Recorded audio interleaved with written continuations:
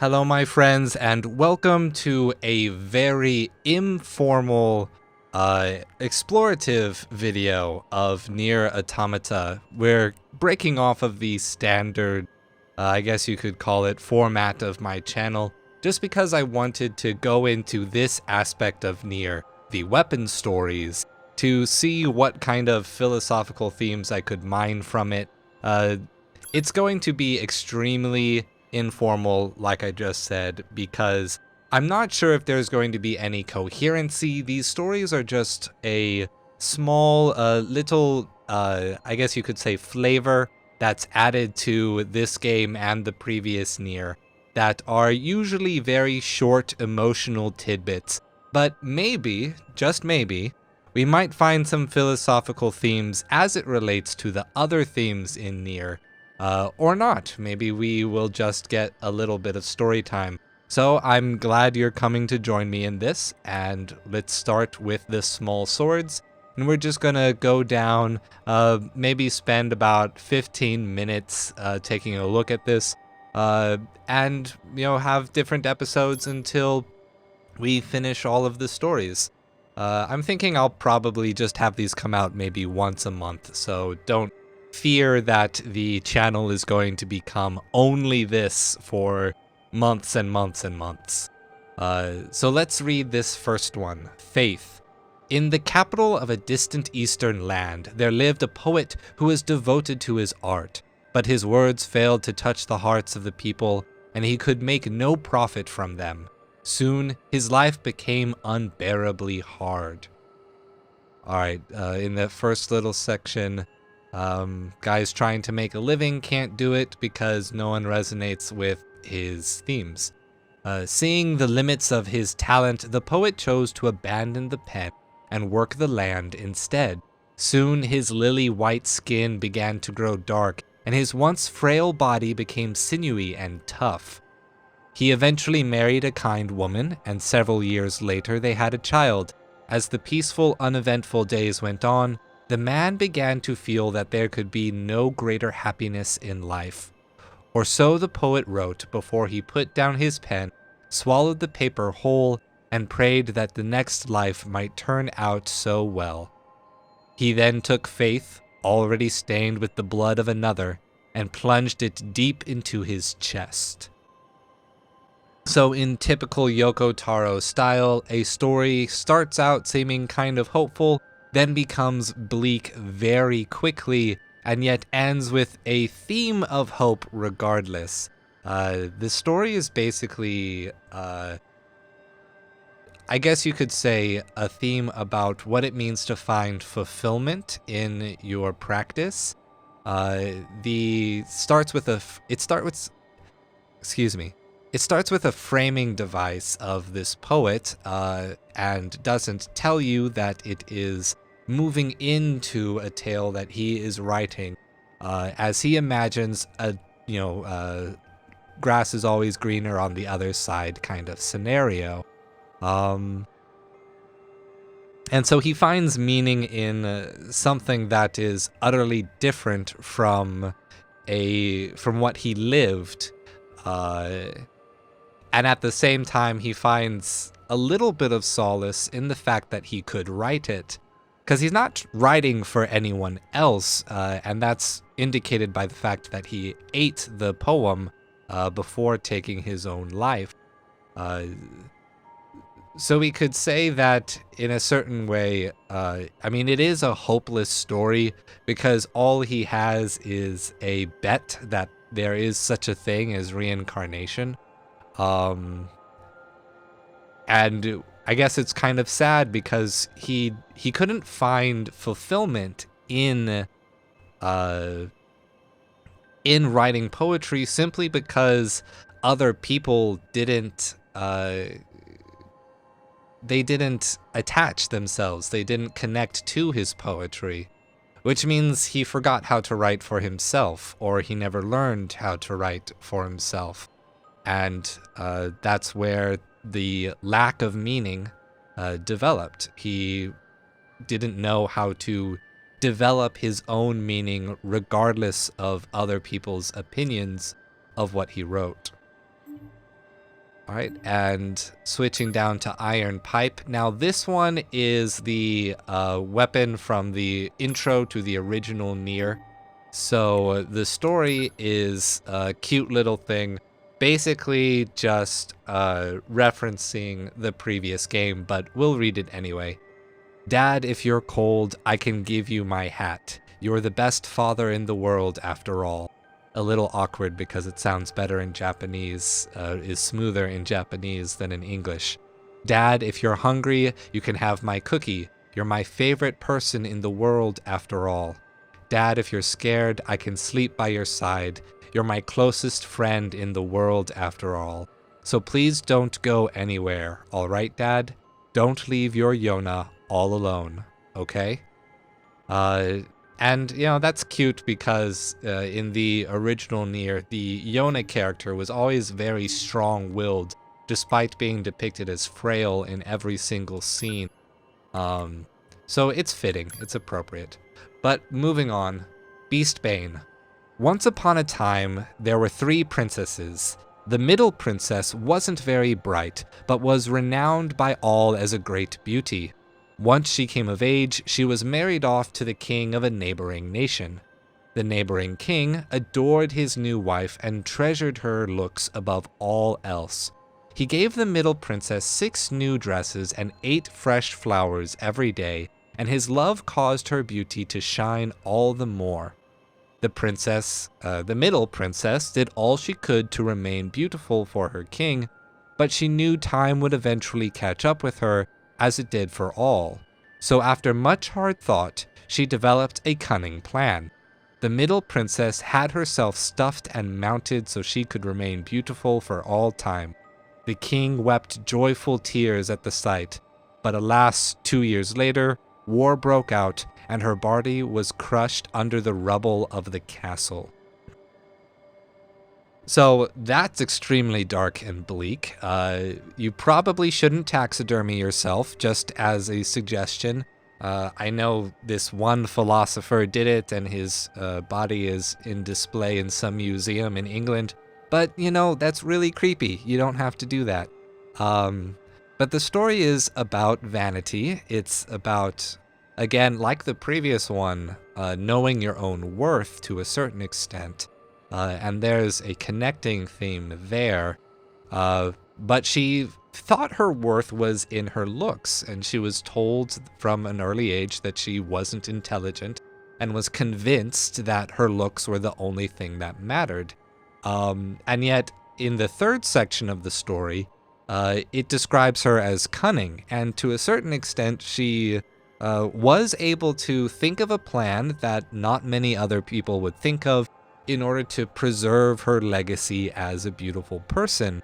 But really, the final section of the story says, but regardless of the success of the plan, the natural machinations of history eventually made it so that her body lost that beauty by being destroyed, by being lost to time anyway.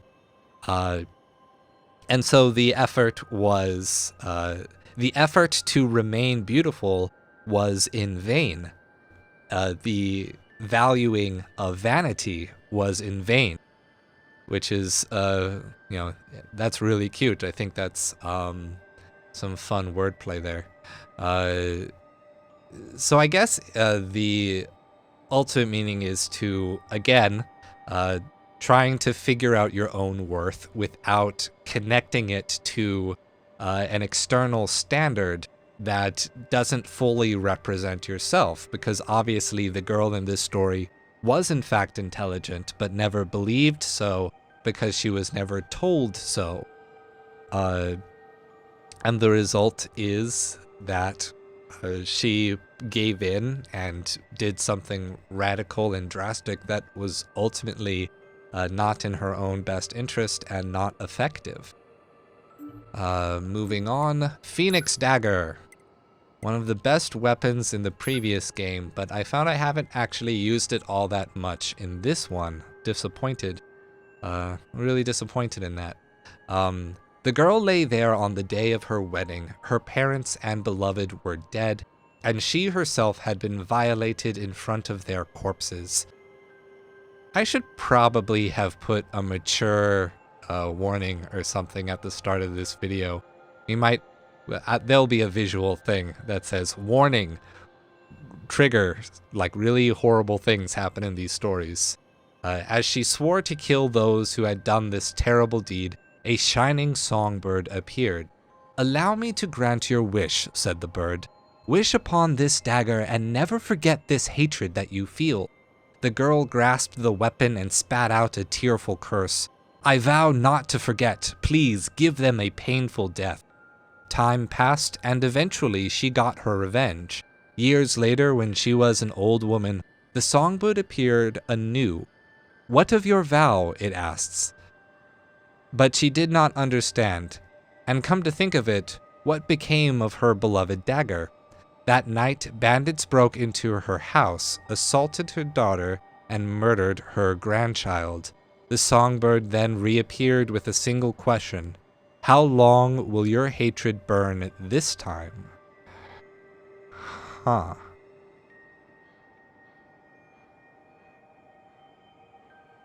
This one is a little confusing. Time passed, and eventually she got her revenge.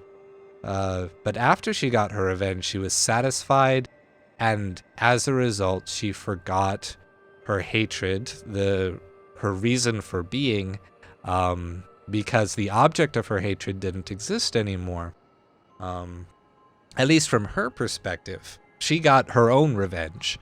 And then the final section of the story shows that the same ethical atrocity happening to her grandchild and essentially expanding the source of the hatred to another group of people. So I guess the first thing that I would think about this story is that it's actually externalizing ethical burdens. Whereas a revenge story is usually a very personal, individual, very relativistic ethic. You've hurt me, I want my revenge, I got my revenge, and thus justice is done from my perspective, regardless of what anyone else thinks or anyone else does. And yet, by stopping her campaign for revenge, it is suggested by the evil songbird, this evil creature that is enchanting the dagger, that because she stopped, because she forgot that the ethical atrocity ever happened, she forgot that these atrocities happened to other people, and that they are still happening out in the world, that the same thing has happened again. History has repeated itself because people forgot, or at least because the woman forgot to continue to pursue correcting the evil that was done. Now the question is, since it's talking about hatred, is this story in any way connected to the character Adam, whose obsession was the act of hatred that he thought was ubiquitous to humanity, and since he was trying to become human-like, that the way to do that would be to essentially mimic that hatred and to become as hateful and experience that pain fully. At the moment, though, I don't really know how it would connect to that, just because Adam really went from, I was born, I showed up, I read the Bible, and now I'm a big hate man and I'm going to kill everything really fast, kind of disconnected from our characters in both Route A and Route B of the game.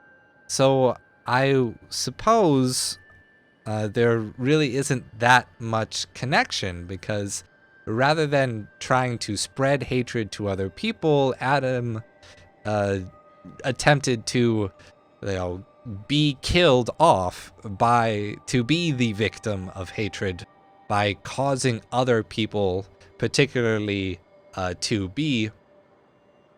feel that hatred for him when he kidnapped 9S after the big lake battle. But I suppose that's all I'm going to get after those. Well, it looks like we only got through about 4, but I think that's a pretty good pace. This series is probably going to last a good little while because there are a lot of weapons in this game, and most of them have stories like this, but other ones will be very short. For example, like the Yorha issue blade.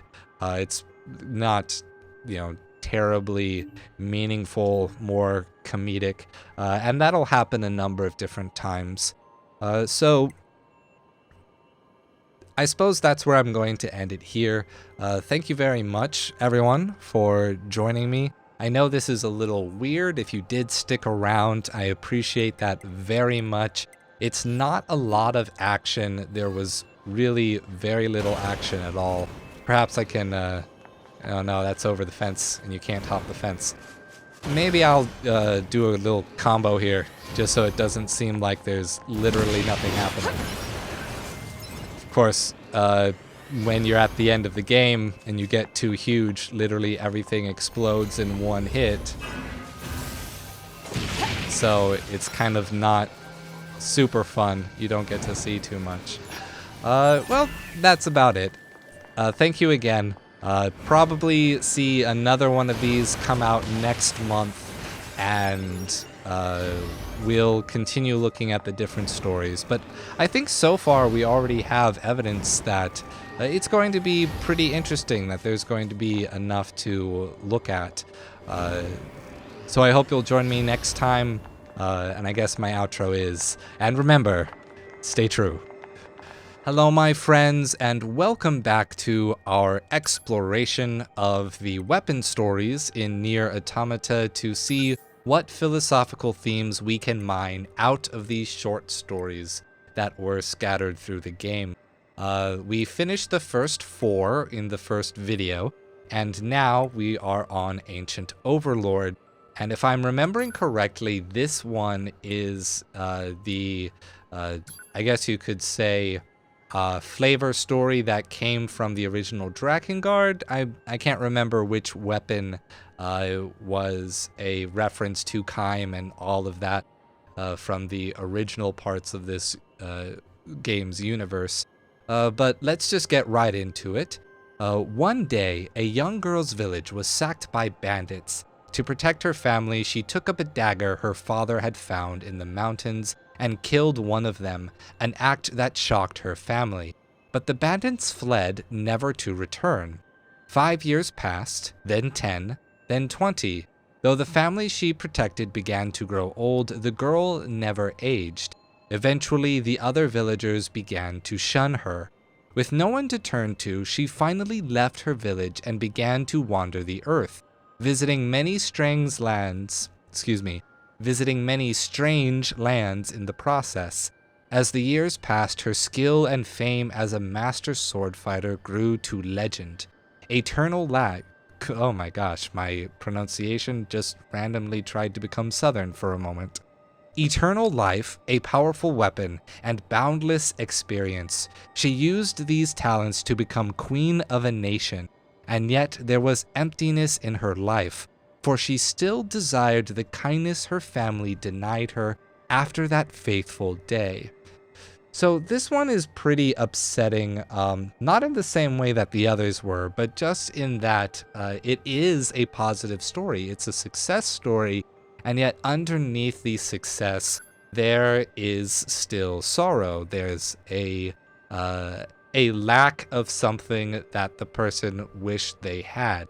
And I guess to a certain extent, the meaning behind this short story is just that, the negative experiences of the past are what shapes who we are. It's not just what we do or what we gain, but what we didn't have, what we've lost, that has an impact on the kind of person that we become and the sorts of things that we achieve as that person.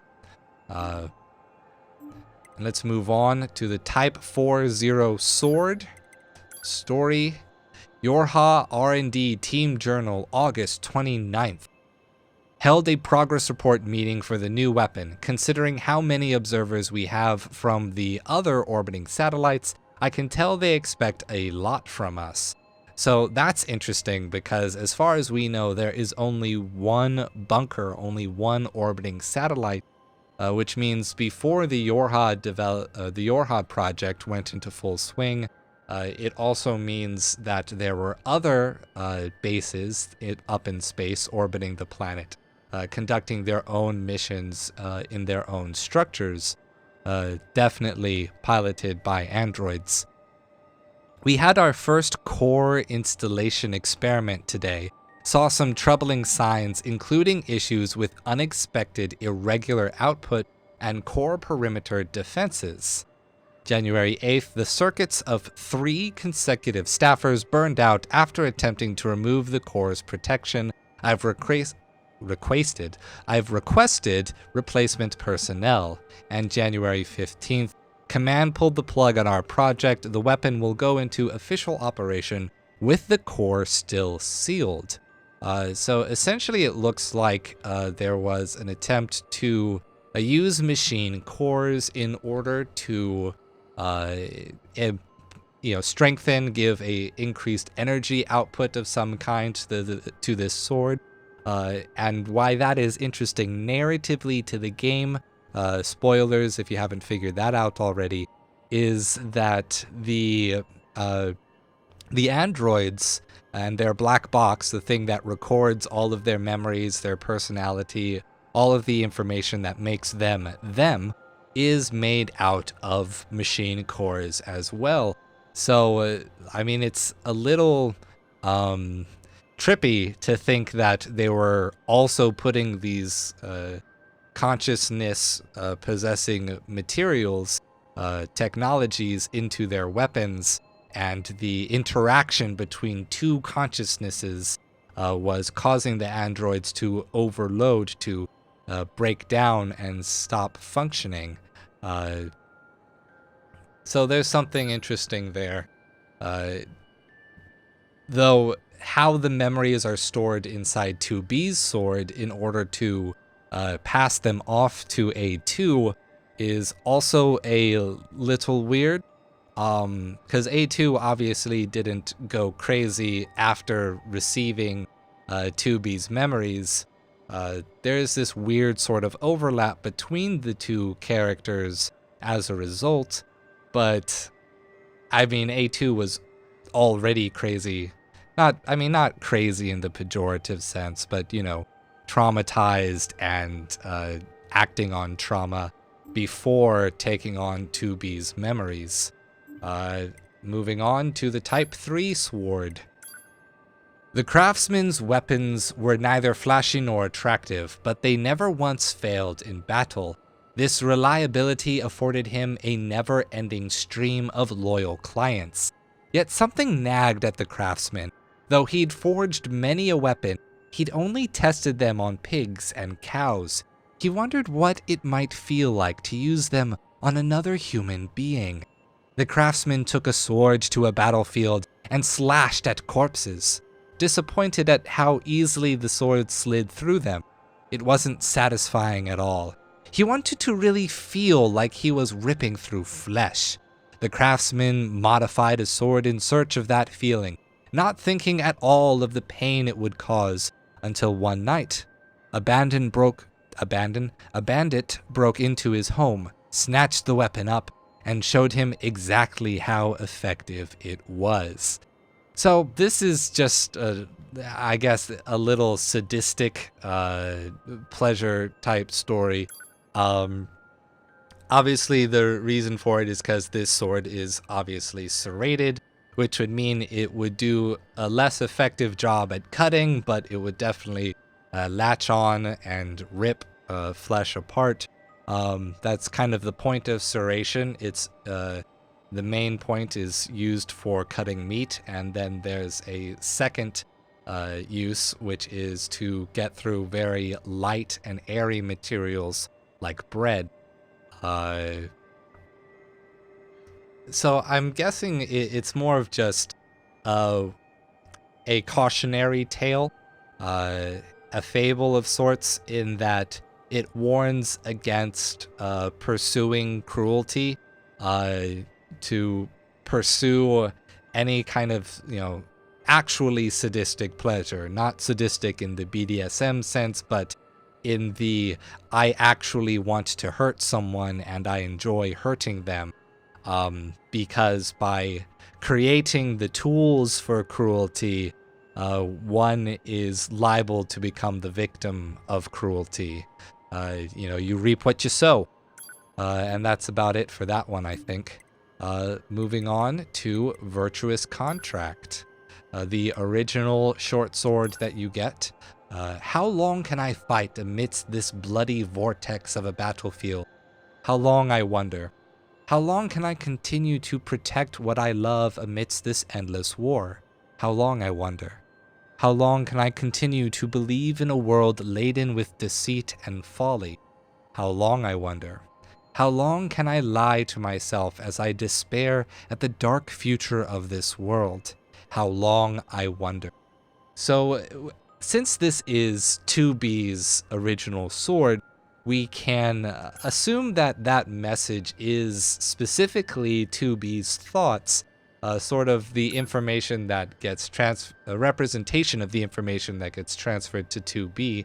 And it's connected narratively because 2B is actually model 2E, which is an execution type model designed to kill off Yorha troops, so as to protect the information that humanity is not actually on the moon, that humanity is entirely extinct, and thus by sacrificing the one last connection to it, after establishing a reinvigorated battle against the machine network amongst other resistance androids, the myth, I guess you could call it religious positioning of humans as creator beings, as creator deities for the androids, would be secured because there would be no more information.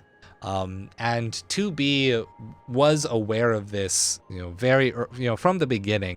There is a part in A2's route when we're in her memories, fixing it up, and 2B is having a conversation with the commander, where the commander tells her that even though 2E is her designation, she will go by 2B to be considered a battle type rather than her actual purpose by the other Yorha agents.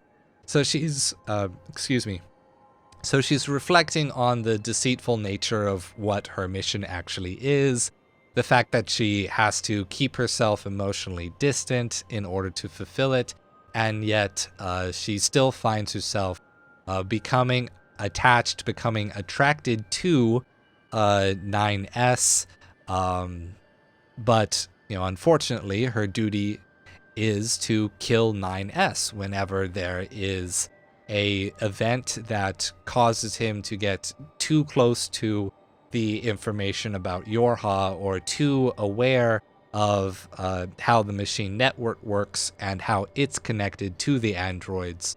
And that creates the connection. Her programming creates the connection between these automata's feelings of love and how it's tied to feelings of violence, because 2B is literally made to kill androids like 9S, and at the same time, her own programming causes her to develop feelings, or you could say maybe a rejection of her programming, self-writing programming. I don't know. Let's see if we can get Cruel Oath in really quick here. Once long ago, there was a group of 7 boys who were born in the same village. Though they were not brothers by blood, they treated each other as family. One cold night, a fortune teller appeared. and warned of a traitor among them.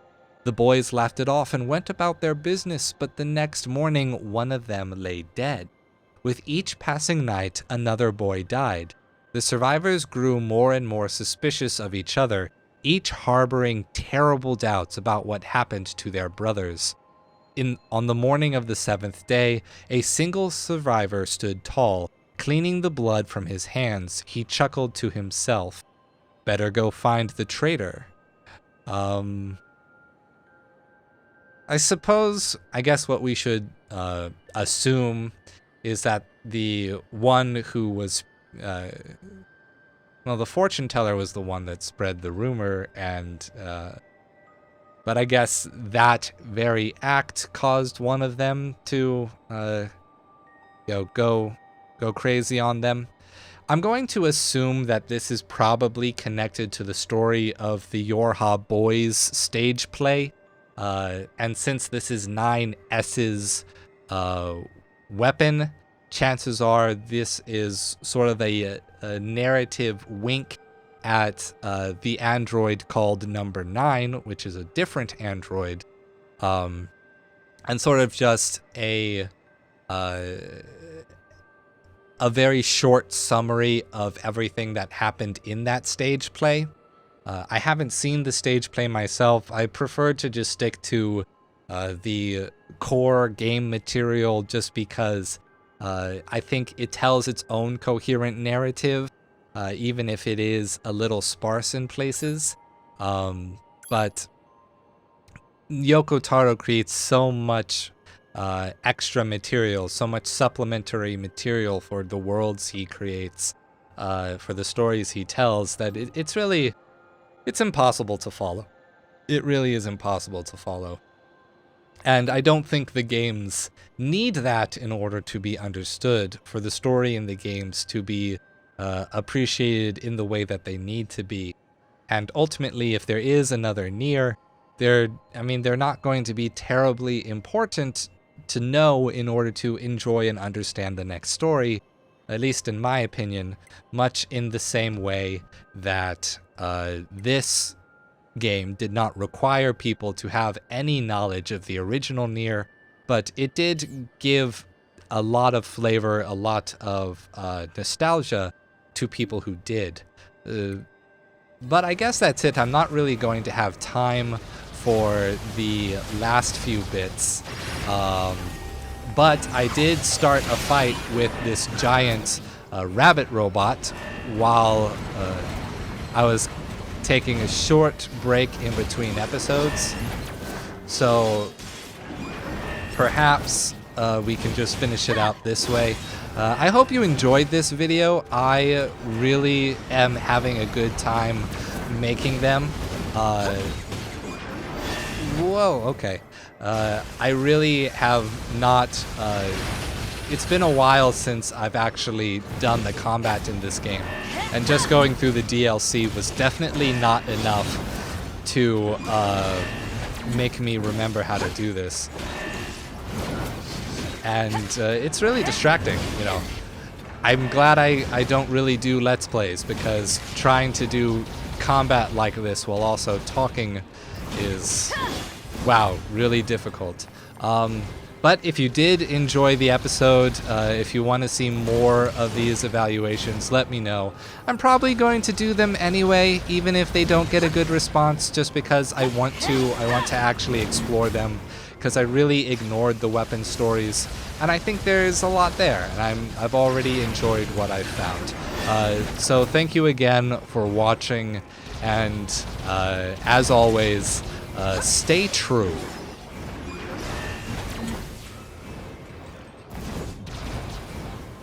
Hello my friends, and welcome back. We are still going through the small swords, but we're actually making some pretty good progress here.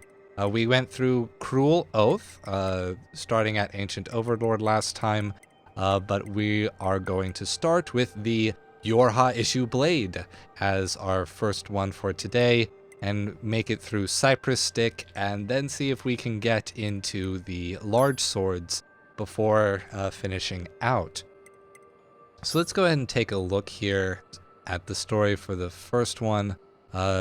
Morning, listeners. It's time to kick off another installment of Listener Letters with your favorite radio idol, DJ 24D. Now let's get this day started right, shall we? How's it going, listeners? Yeah, I know you're all still thinking about that cleanup operation yesterday. We may have lost a lot of good people, but it's still our job to get up and at 'em, right?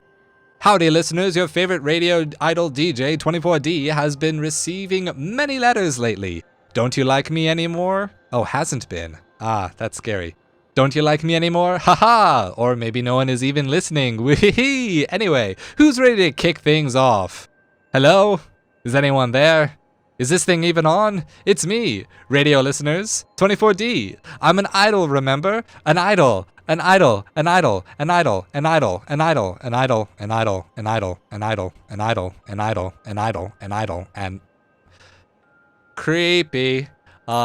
So, I don't know if any of you are aware, but the idol industry in Japan is really messed up. It's really, I guess you could say, traumatizing for many of the people that go into it. There is constant exploitation, both career-wise, like a huge amount of control that companies are trying to exercise over their performers' personal lives, and a lot of sexual hostility that goes into trying to be an idol and having a image of perfect purity and innocence and youth in order to market your musical career. And a lot of people are, just really desperate to be famous. That they get themselves into these situations, and before they realize it, they don't know how to get out. But I guess to a certain extent, this story was about the obsession with fame and what that can do to a person's sanity. I guess as a YouTube audience, you've probably seen plenty of stories from a lot of the big YouTubers when they take a moment and they do their vlog and they talk about how stressful it becomes, how obsessed they become with channel growth and operating their YouTube channels, that they find themselves in some really unhealthy states of mind. And that's definitely a risk factor when you do something like trying to be an entertainer, being required to be happy all the time, being required to be positive rather than purely honest, is something that can take a toll on a person mentally and emotionally. You get a lot of the same thing in the customer service industry. People who are required to always smile, always be polite, and always tell whatever Joe Schmo who happens to be angry and wants to let off that anger at a stranger that day, you have to tell that person that they're right and that you'll do anything to make it better just so the company doesn't have to look bad. This story wasn't really about the dynamics of companies putting a false emotional expectation onto its employees, as much as the desperation that comes in trying to, in the original episode with the first few stories, putting your own personal value and locus of control into something external, and the danger that results from valuing yourself based on some external meter is that if that meter doesn't pan out, suddenly you feel worthless. And it's hard to overcome this gap because, kind of paradoxically, you need someone on the outside, I think, to tell you that you are inherently valuable, that you are inherently good, in order to believe that, in order to pursue goodness. It's not really something that you just develop internally as a result of growing up. And humans are extremely social creatures. We need to a certain extent, we need an external validation in order to develop internal validation that can support us when that external support isn't available. I don't know. It's always, it's rough when you try to put yourself out there, no matter what it is, whether it's entertainment or for work or just intersocially. I think everyone has that experience and shares in that experience. Well, let's move on to Machine Sword here. The more old records I read, the more fascinated I become by the species known as humans. We machines must do all we can to preserve these precious artifacts and continue to record their contents. I see from these records how important predation and reproduction were to human survival, and yet they viewed such acts as sinful. I wonder why. I found a famous human book today, but after reading it 10 times, it still makes no sense to me. What possible attraction could there be to such a thing? Eureka! It seems the answer was in front of me all along. I am simply incapable of comprehending anything, or about humanity or the world in general. Ah, how wonderful it is to live in a world swaddled in mystery. So this weapon story has a little bit of infamy in the lore finding community for NieR, because people are wondering if there's any way to actually figure out what specific book this weapon is referring to. But I really, I think the consensus is that there really just isn't any evidence. It's just mentioning a book. We can presume that it's connected to other existential philosophers, and since this robot concluded that the beauty of the world is in that they are not able to comprehend or understand anything, not able to actually access any truth, that chances are it's probably going to be the existential philosopher Kierkegaard, or it's going to be Albert Camus. Mostly because for Kierkegaard, his idea was that in order to overcome the apparent meaninglessness, the apparent fact that I say fact, but it's a fact if you are an existentialist, that people are born without purpose and without meaning, so the only way to get to meaning is through a leap of faith, by putting your faith in some value of essence, such as God or nature or what have you, any essence whatsoever, really. You could, in a sort of semblance, connect yourself to the essence that is inherent in the world, even though the human mind is unable to actually observe or prove to itself that any essence exists. Whereas Albert Camus was just like, no, searching for meaning is an inevitable condition of humanity, and even if we understand that there is no meaning, we just have to do it, so, oh well, do it anyway, who cares? I'm a badass, I smoke cigars, I smoke cigarettes, I like hood. Sorry, I shouldn't curse. I'm probably going to have to cut that out. So you're going to hear a small bit of silence. I like being a hood rat. That's Albert Camus' full philosophy. Not really. But I like the little bit about how important predation and reproduction were to human survival, and how they viewed it as a sinful act. I think, there's a lot of discussion about this, like, for everything from the vegetarian/vegan ethics movements that are happening in society, being against predation of animals, to our historical limits on sexuality, because, I mean, to a certain extent, I think the cultures that did develop those limits did so because they recognized the inherent power that reproduction has by creating ethical burdens on humanity. I mean, people are always talking about how the world is overpopulated. I really don't think that's accurate. I think we just have a resource distribution problem, and we just all crowd into the same places. That's not overpopulation.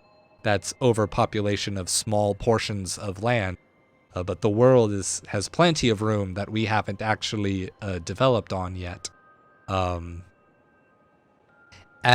to I guess what I'm getting at with that is, we look at, say, Japan's current condition of having an aging population with hardly any new children being born, and like this focus on reproduction, this fear of reproduction or being too gung-ho about reproducing is what created this problem. It created booms of population after World War II.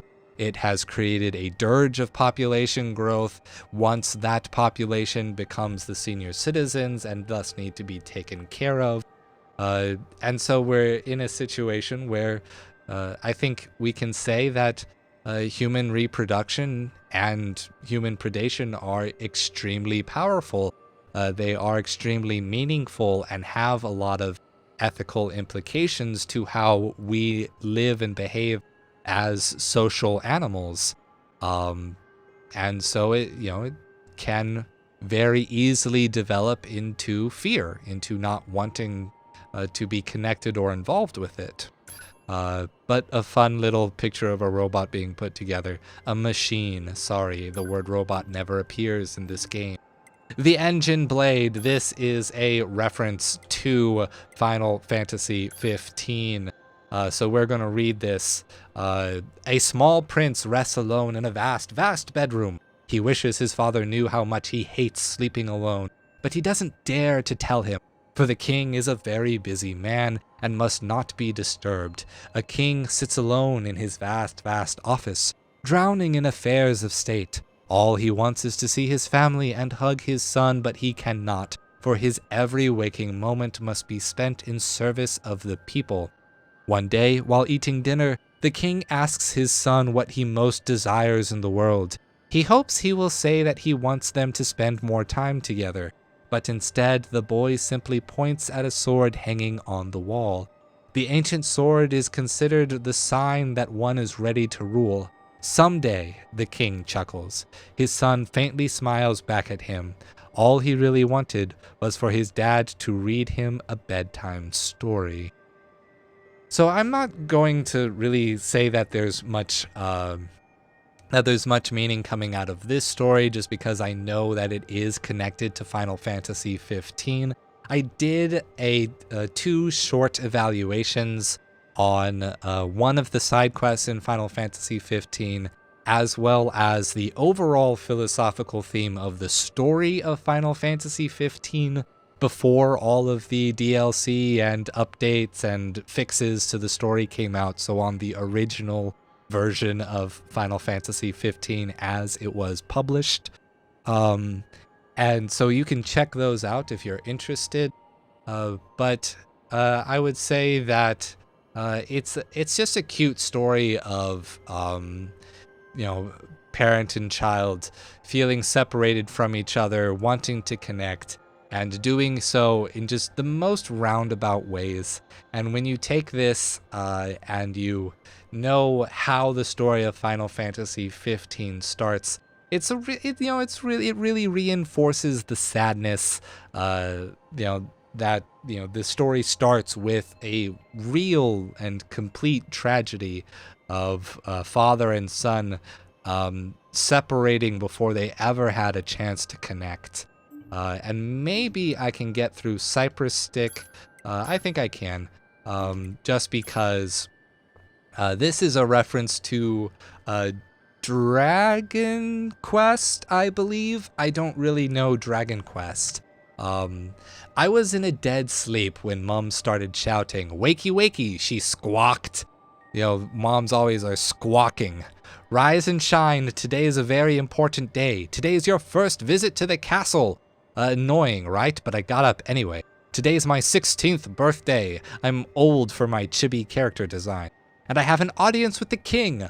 Mom's apparently worried that he'll charge me with some big important task, so she gave me a Cypress stick for some reason. Like that'll help. As we walk to the castle, Mom keeps blabbing about how excited she is and how long she's been waiting for this day. She's told me this story 1,000,001 times, so I just keep quiet like always. When we arrived, I see my friend coming out of the castle. He's 16 too, but his fearless gaze makes him look like a legendary hero to be. I'm sure he's got a lot to live up to. My dad's just a carpenter, so I've got it easy. Heh, kek, lol.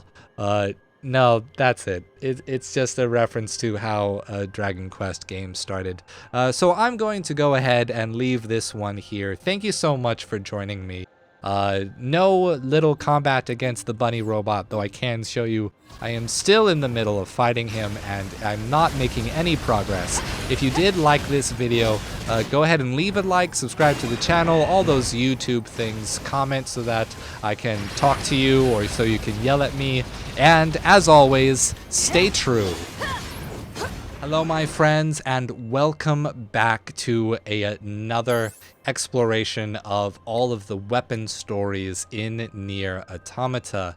We finished up the small swords last time with Cypress stick, and we got, just through these four. I think I maybe talked a little bit too long on this one. But let's go ahead and move on. Iron Will. The sword's blade, dulled by years of idleness, was, as its name implied, a mere iron hunk. Its blood-drenched youth was little more than a series of rusted memories, which grated against its pock-marked steel. I feel like this is a Berserk reference. A hunk of iron so large it can hardly be called a sword. Who could wield this... Who could wield this hunk of iron now that its edge was gone? Who might love it when all it could do was bash dully against a foe instead of cutting through flesh and bone? Who would devote themselves to such insanity? The sword sighed softly, pleased to finally be at rest, but before it could peacefully crumble into dust, a group of power-hungry fools took it up and denied its reverie anew. Red rust was the weapon's tears. The blood, fat, and muscles it tore through was proof of its curse. Now let it hew bone once more. Let it ravage flesh. Let it do all this and more as atonement for its sins. Okay. So I suppose this is a little odd just because it's describing the crumpling into dust, allowing it to fade and disappear, to be reverie, to be a celebration, and denying that celebration is the far more active rusting, as it is used as a weapon again. I don't know, I really feel like this is a Berserk reference, but I actually haven't gotten into Berserk at all myself, so I can't confirm or deny that. I guess it's trying to say that once again, sort of similar to that one story that we saw earlier on with the was it with the poet? I can't remember. No, it was with the Yorha, the second Yorha sword, where just a message about letting cruelty go, letting it fade away rather than trying to pursue it, trying to actively create or revel in those cruel, destructive, and harmful actions, which people are so wont to do once they fall into that mode of warfare, that mode of violence. And I guess it's sort of saying that, we almost had a peaceful and simple ending of just some material going back to the earth, going back to the cycle, but that was taken away. The natural process of decay and probably rebirth after that was denied by this violent act to how violence forces a destructive impulse to keep recreating itself in its own cycle. But let's go with the Fang of the twins here. Twin souls were sacrificed to twin gods and bound to an unbreakable dual-bladed axe. This axe that we're looking at is apparently single-bladed. The two blades would never part. They would be together for the rest of... whenever nicked or damaged, it would instantly repair itself. The two blades would never part. They would be together for the rest of time. The souls in the blade yearned to be as one, to grow old as one, to fall in love as one. It is why we both love the same person. I am myself. I am myself. Look at me. Look at me. Give me love, give me love. Stop copying me, I'm not. We are together, we are one. Life or death, even if we kill our foes, even if we kill each other, our two bodies will be as one for all time. Someone separate us. Oh God, please, someone help me. I'm gonna guess that's the word me. Someone help me. And I guess that last sentence being cut off is one half of the weapon's soul causing some kind of violent act against another, or maybe both did it simultaneously because the two were the same person. But obviously they were successful because the Fang of the twins is a one-bladed axe, not a two-bladed axe. I would say that if I can get any kind of meaning out of this, I mean, it might be connected to Aristophanes' story of the circle people in the Plato's Symposium, just because Aristophanes did describe how that the combination of the two different kinds of people in the three forms of the men, the women, and the women, were the result of the power of the god Eros, and how that power was a threat to the gods. And since this weapon is described as an offering unto gods, it would make sense that the mythical entity of gods would make this joint existence to be something very chaotic, very painful, to try to keep it occupied, to keep the power away. But I guess it's sort of a representation of how love, of how joining together can be, I mean, it's a very powerful force, and that force can either manifest in good ways, like was intended, that the axe would be able to support itself, repair itself, and actually yearn for that togetherness. Using the word yearned there really makes me think that this is Aristophanes. But I would say, the motivation that people get from love, the kinds of things that people can do in its name, definitely gives a potential for atrocity, gives a potential for violence as well.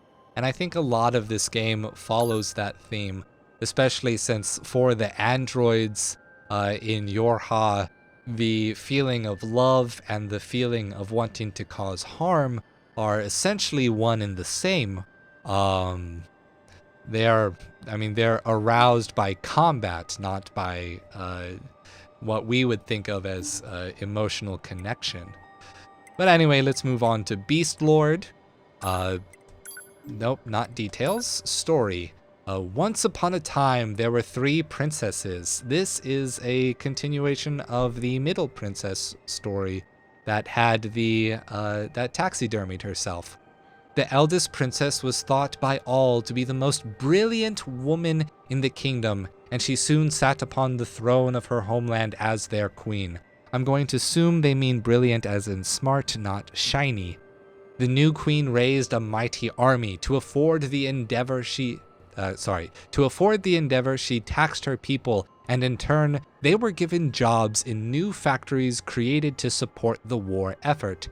People worked and money flowed. As the army grew strong, the demand for factories grew with it, and then the cycle repeated. More work, more money, more work, more money. The queen's plan proceeded as she had envisioned it.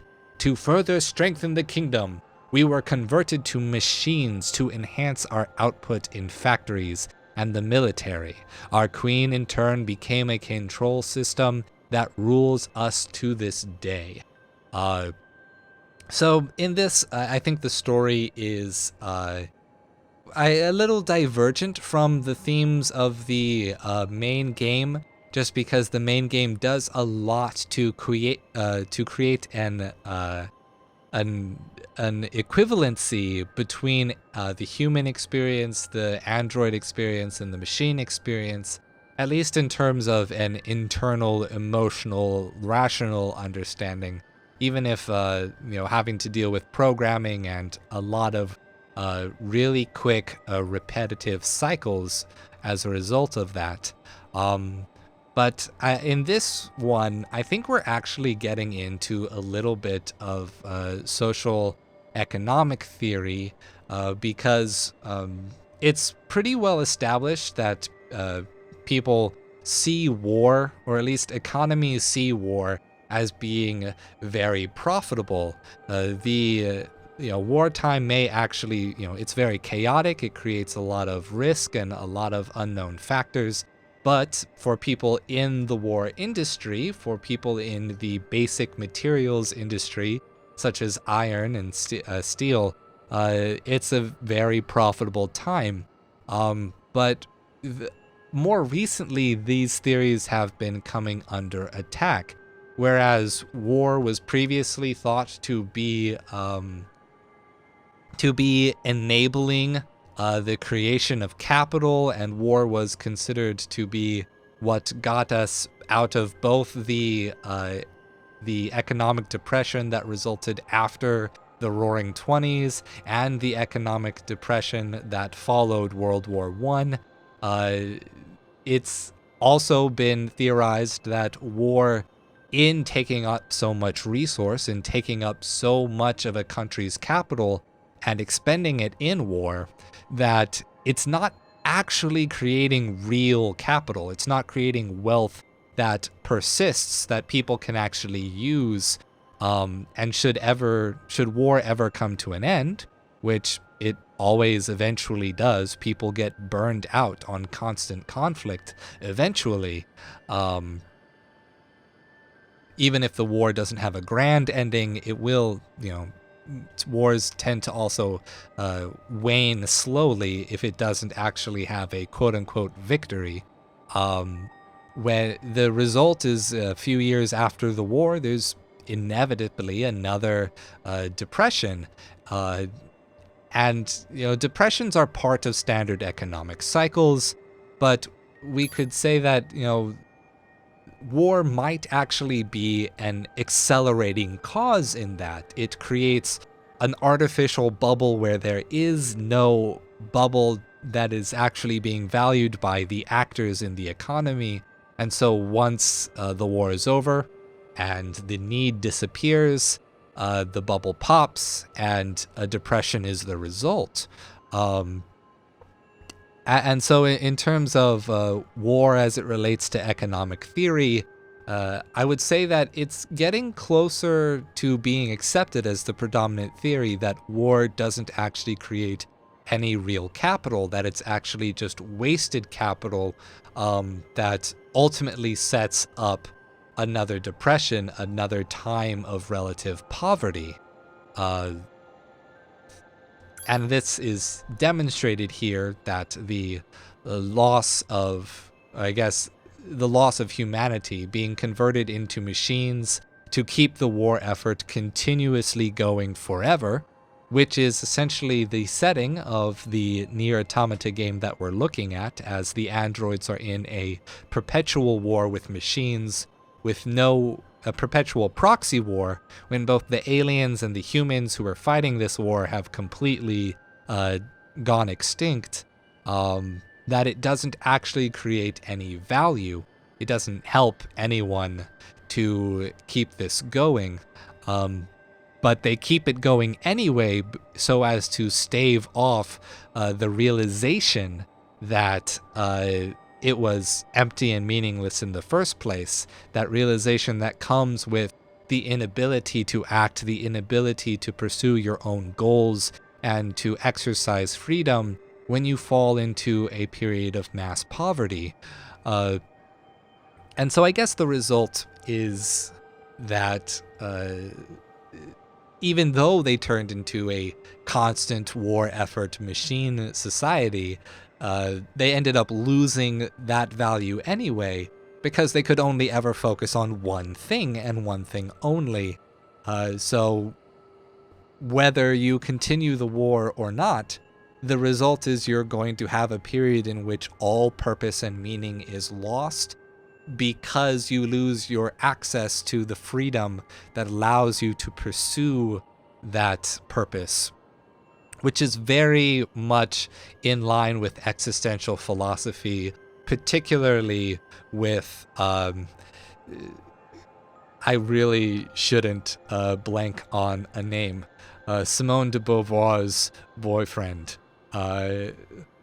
the guy who's actually connected to as like the main figurehead of existential philosophy, Jean-Paul Sartre. There we go. I can remember basic philosophical historical facts. That's what I do. Well, let's see. We only got through about 3 of them, so I think I'm going to go ahead and end it here. I had surprisingly a lot to say about the twin Fangs, and then that last one is like, it's more sociology, economics, but you know, these things are always tangential to philosophy, just because underlying first principles and assumptions always go into developing what we think is the correct information when forming theories about war, about economics, about society. So it's still related. But if you enjoyed the video, go ahead and do all those YouTube things like comment, hit the like button so that other people can see. It really helps me out. Subscribe if you'd like to see more like this, or check out any of my other analyses that are a little more concise, a little more formal. Thanks for exploring this with me. I don't know, should I ramble a little bit more or actually end the video? I think I should end the video, I guess. So thank you again, and remember, stay true. Hello my friends, welcome back. We are going through the large swords, searching them for some philosophical ideas that might be expressed in the weapon stories in NieR Automata. And we got through Iron Will, Fang of the Twins, and Beast Lord. I didn't get through as much as I thought I would originally for that last episode, but we're going to jump into Phoenix Sword and see if we can't make some more progress today. One day, a hawk lost its way in the woods. Its proud wings soon grew weak as it tried in vain to find its way home. As death approached, a songbird took pity on the hawk, and it did its best to offer aid. The songbird slowly nursed the hawk back to health.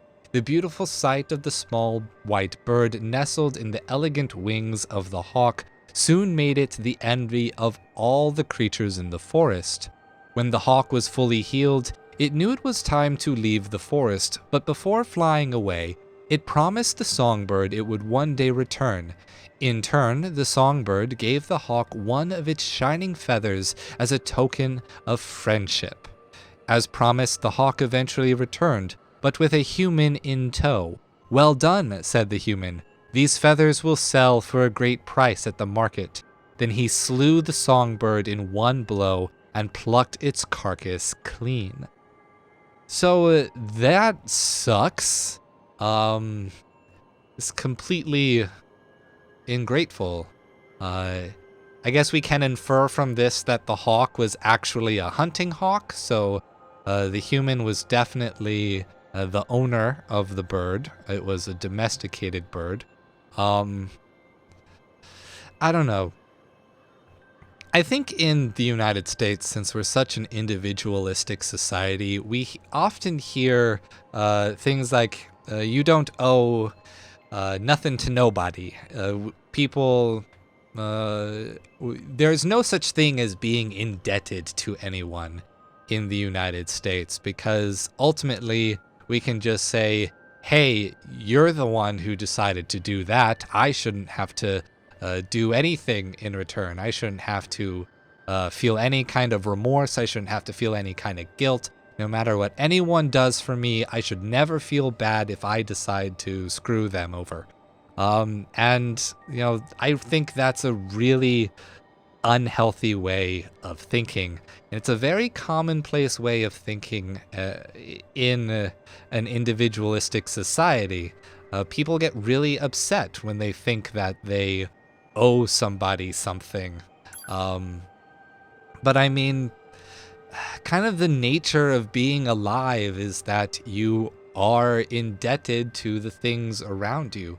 Different structures, different people, different resources, the fact that certain things exist, all support you and keep you alive.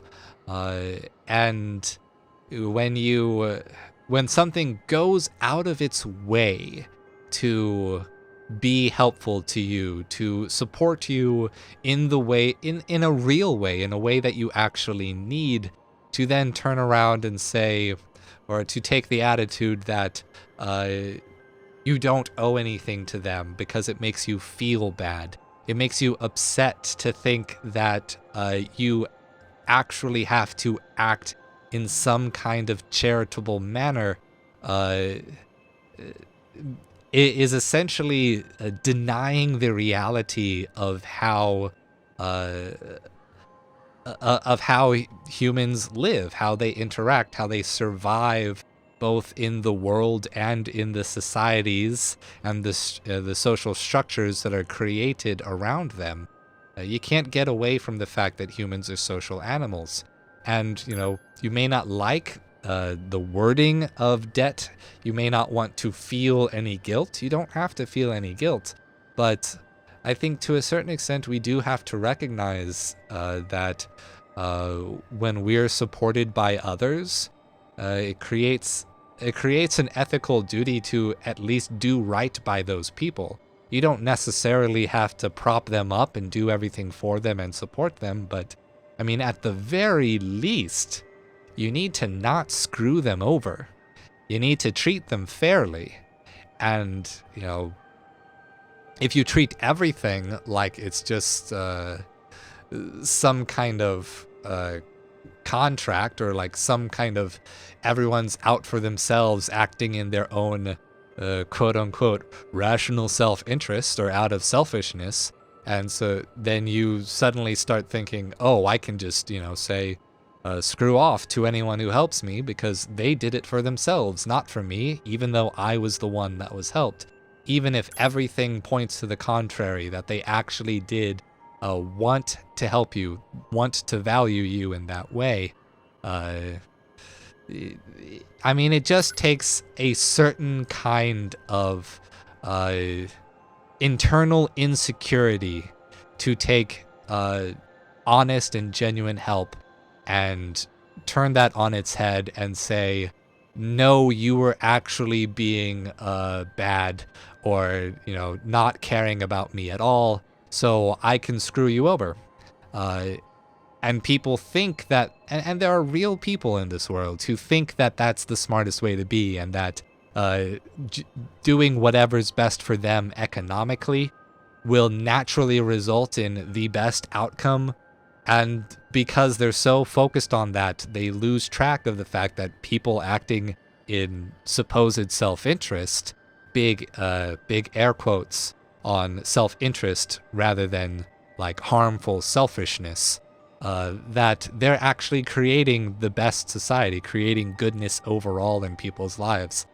And when you take on that kind of thought, you can sweep any harm you cause to other people under the rug by simply saying, I'm the rational one. I'm acting in my own self-interest. Everyone else should do the same. Everyone else is doing the same, so why does it matter? I think that's just a cop-out. I think it's a cop-out that comes from a very insecure place, and you can rationalize it all you want. But if you hurt someone in the name of not actually hurting anyone, or you don't care about hurting them because you think everyone's acting selfishly, so you get to act selfishly too, and that's rational, you're really just running away from the fact that we're all connected and that we all have a certain burden of supporting each other.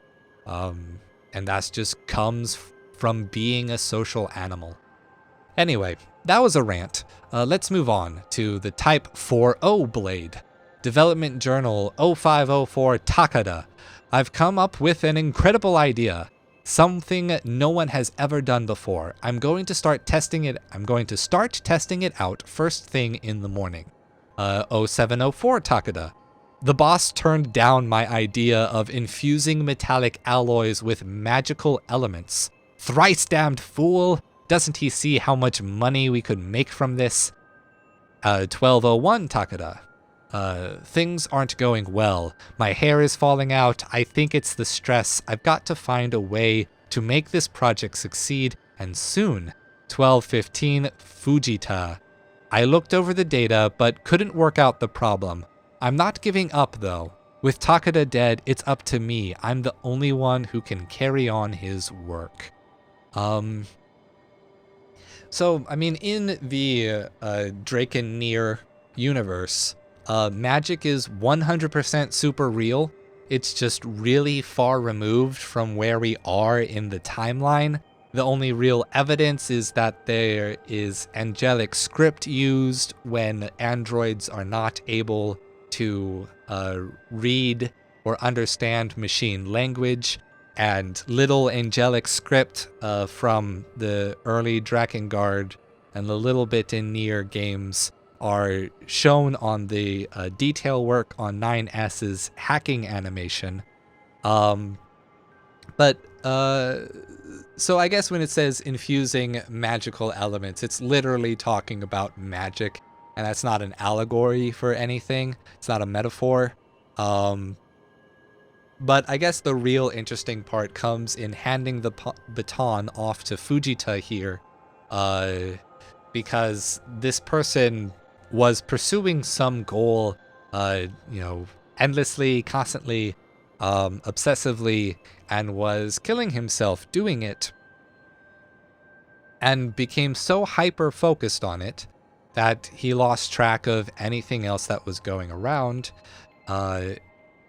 And because he died, because of the emotional connection that this Fujita had to Takada, that problem, that hyper-focus on what is probably a fruitless or pointless endeavor, maybe because at this point in NieR, or whatever part of the timeline that's actually supposed to be, the magical elements aren't actually real anymore. Maybe they've lost connection.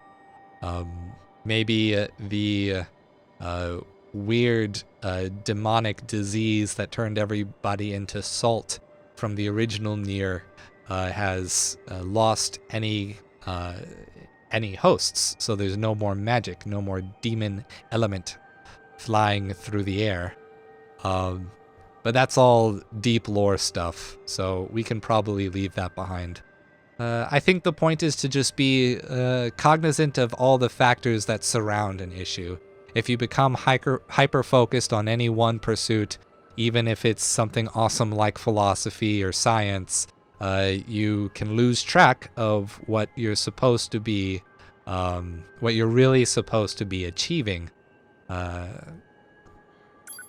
Picture's just that same circuit board. A lot of these pictures do repeat. Alright, let's see if we can, let's get through the Type 3 blade before we wrap this episode up. The greatsword was known for the intense pain it inflicted upon its victims. This is what drove the man to carry it despite its weight, for he knew it would make others fear him, and thus he could avoid needless conflict. Is this also Berserk? This might also be a Berserk.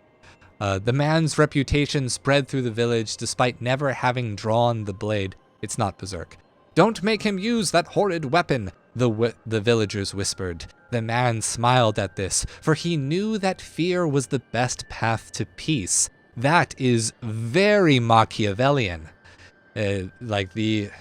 Is very much the Machiavellian idea that it is better to be feared, to make people scared to fight, and that will create the best peaceful society, because no one will attempt at conflict. No one will see that they can achieve goals through violence if everyone's too afraid to use it. Soon, the man had craftsmen forge a host of similar weapons. He gave them to all the other villagers in hope it would force people to solve conflicts in words instead of violence. And his plan worked for a while. So that's getting into something really modern. Give everyone a gun and you'll have the most peaceful society ever, because everyone will be worried about getting shot all the time. And in a sense, everyone's just waiting for that pot to boil. Keeping all sides in check is simple when no one uses their power. But once that seal is broken, the end is nigh. Thus did the peaceful village transform itself into a living hell over the space of a single night. So this kind of takes this society that if everyone is powerful and armed and has the greatest weapons, this could really be connected to the gun debate, possibly. If everyone has the same amount of power, of violence and death over each other, then no one will use it. Everyone will think it's some kind of mutually assured destruction. And so it will forever stay in that nice, equal footing. But I think to a certain extent, this is... it's naive because it doesn't understand that humans crave change. That when there is tension, eventually something snaps. And you cannot, a human cannot survive under a stressful environment for so long before something pops off. And eventually, this stress often does result in people trying to exercise violence in order to make the conflict, make the source of the stress result in their favor. It's not uncommon already in current society where people think they're under attack and under stress, and then they know that if they take their violent action, they'll be killed for it. They're not going to succeed, but that doesn't matter in their mindset because you need to release that violent impulse if you feel like it's pressuring, if you feel like a violent impulse is pressuring you. And it may come off in different ways. People can definitely overcome those things through dialogue, through therapy, through a lot more peaceful means. But if those aren't available, if literally the source of the stress, the source of the violence is everywhere, then people aren't likely going to see a way out. And that's why fear-mongering can be so dangerous in a society. When you let fear spread, when you really publicize it and you make some demographic out to be the enemy of enemies, like it turns into an all-present specter, and nothing that in that situation, if you let the rhetoric get that far, there's nothing in that very poor, distressed person's mindset that's going to keep them from seeing that violence boil over. And a lot of people have the idea, they're very, very thumatic people who want to be recognized for their honor and their power and their capability. They'll probably see that as an opportunity to be recognized by society in some way and act out violently. And that goes all the way back to Plato's Republic. People who are in tune with violence, who want to be seen as superior, who want to be recognized for their skill socially, and who want to be active in solving problems, they can pose a very powerful but also a very dangerous aspect of how social dynamics can evolve. And Plato's entire Republic is, how do you manage those people? Doesn't matter, the philosopher kings don't matter, and your average person who just wants to have a roof over their head, a full belly, and a family, that doesn't really matter. You got to be able to manage those people who are just naturally in tune with both seeking honor and respect, but also being connected to violence because of that pursuit. Well, I guess I'll end that here. That was enough of a ramble.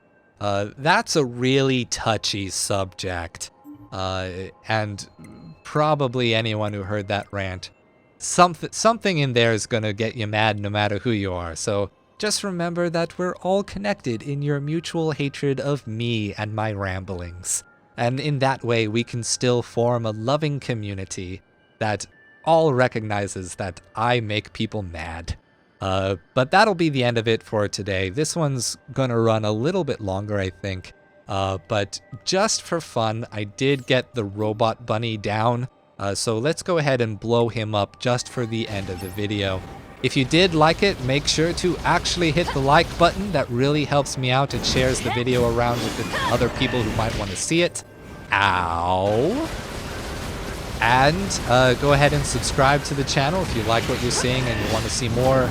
I have new videos every Saturday. You know, all those things people say at the end of YouTube videos in order to sound cool. Oh, there we go. Blew him up.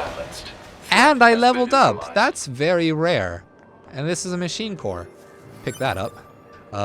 Well, thank you so much again for joining me, everyone. I hope you enjoyed it. Once again, I'm sure I said that before. And, as always, stay true. Audio sync. Don suku don. Don don suku don don. Don don suku. Don suku. Don suku don. And back up to large swords. Hello my friends, and welcome back to us looking through the weapon stories in NieR Automata to see what kind of philosophical themes or narrative lessons it has for us, and see if we can connect them to the rest of the game or to just whatever, because I'm doing this pretty loosey-goosey. And we're a few months in, so if you're sticking around now, chances are you like what you're seeing. And I'm hoping you do, because I'm definitely having a good time looking at everything. We are still going through the large swords, but we finished with the Type 3 blade, and we're moving on to Virtuous Treaty, the original large sword that we get for this game. Alright, this one is very short. First encounter with my lover. Failed to connect with my lover. Far away went my lover, with death went my lover to eternity. So that's a little bit, I like to think, of just 2B's emotions coming through her sword again, because it's about how death is a disconnecting force, and it's doing so in a cute, like, military operative way with the first section's language, in a network status way, a more robotic way with the second section, and then it becomes significantly more human, more emotional in its expression as we get to the end. But I think we can leave that there because it's really just an emotional bit that is connected to the character interaction between 2B and 9S. Cruel Blood Oath, which is 9S's large sword. Let's take a look. I'll never forget the time we met. I knew ours was a love that would last for eternity. But even when by his side, his feelings were a mystery. It was painful not to know what he was thinking. So painful. When I was close, I hurt him, yet being distant hurt him more. I finally found my place in life, a place where I am as close as possible, yet eternally distant. And again, kind of with 9S's previous weapon, the other one that looked like this, I think this might just be related to how the story played out with the Yorha boys stage play. But again, like I said, I don't know anything about the stage play or how it relates. I mean, I did watch Mr. Klemp's video on it, but I mean, at that point, it's just so complicated with all the different numbers as names and how it's just like a previous cycle to what happens in this game. I'm not sure it's again, I don't think it's terribly important for understanding the themes and engaging with the game itself. So, Machine Axe story. Very simple. Human fight. Why? Why humans love? Why do humans band together? Why are you? Why are you alive? So it's just inquisitiveness. The third section, why do humans band together? It's because we love to rock out with our socks out. Yeah, no, I mean, it's very simple. It's just like an expression of how the machine life forms are very interested in humanity and understanding their society and how they operated in a way that's different than how the androids have been engaging with humanity as a deific figure. And only a few of the robots come to see humanity in a deific way, but not all of them. Is deific a word? Probably not, but you know what? It feels like a word, and it makes sense, so I'm going to just assume that my feelings have created a new word. And now we're on to spears. Spears were by far my favorite weapon in the original game, but I didn't terribly like them so much for most of my playtime in this game. I spent most of my time really just either using 2 combat bracers or the standard short sword, heavy sword. Well, Phoenix Lance. Legends tell of a mighty warrior who had no equal in battle. Granted immortality by a phoenix, he wandered from war to war, forever searching for ways to prove his strength. Eventually, the man's immortal body proved too much for his spirit, and he ran himself through with his own spear again and again. But each time he did, the wound closed over itself, leaving not even a scar. He leapt from cliffs, threw himself into raging seas, and lit himself aflame. But nothing worked. Then, one day, he slipped mercifully into unconsciousness, and awoke centuries later to find a songbird on his chest. This songbird has been really getting around. "You have atoned for your sins," said the bird. "If you wish me to free you from your solitary existence, I will gladly do so." The man wept tears of joy and whispered thanks to the gods before suddenly stomping the bird to death. So I guess in this one, it's sort of talking about violent impulses again, and how the man is sort of representative of, I guess you could call him an unreliable narrator, someone who doesn't really understand himself or what his motivations are. And so for the first 3 sections of the story, it seems like he's grown tired of this thumatic drive, this drive for honor, this drive for victory, to crush enemies and to be better than opponents. And he's looking to be rid of it, to be done with it. And so he tries to do this the only way he knows how, through a violent execution.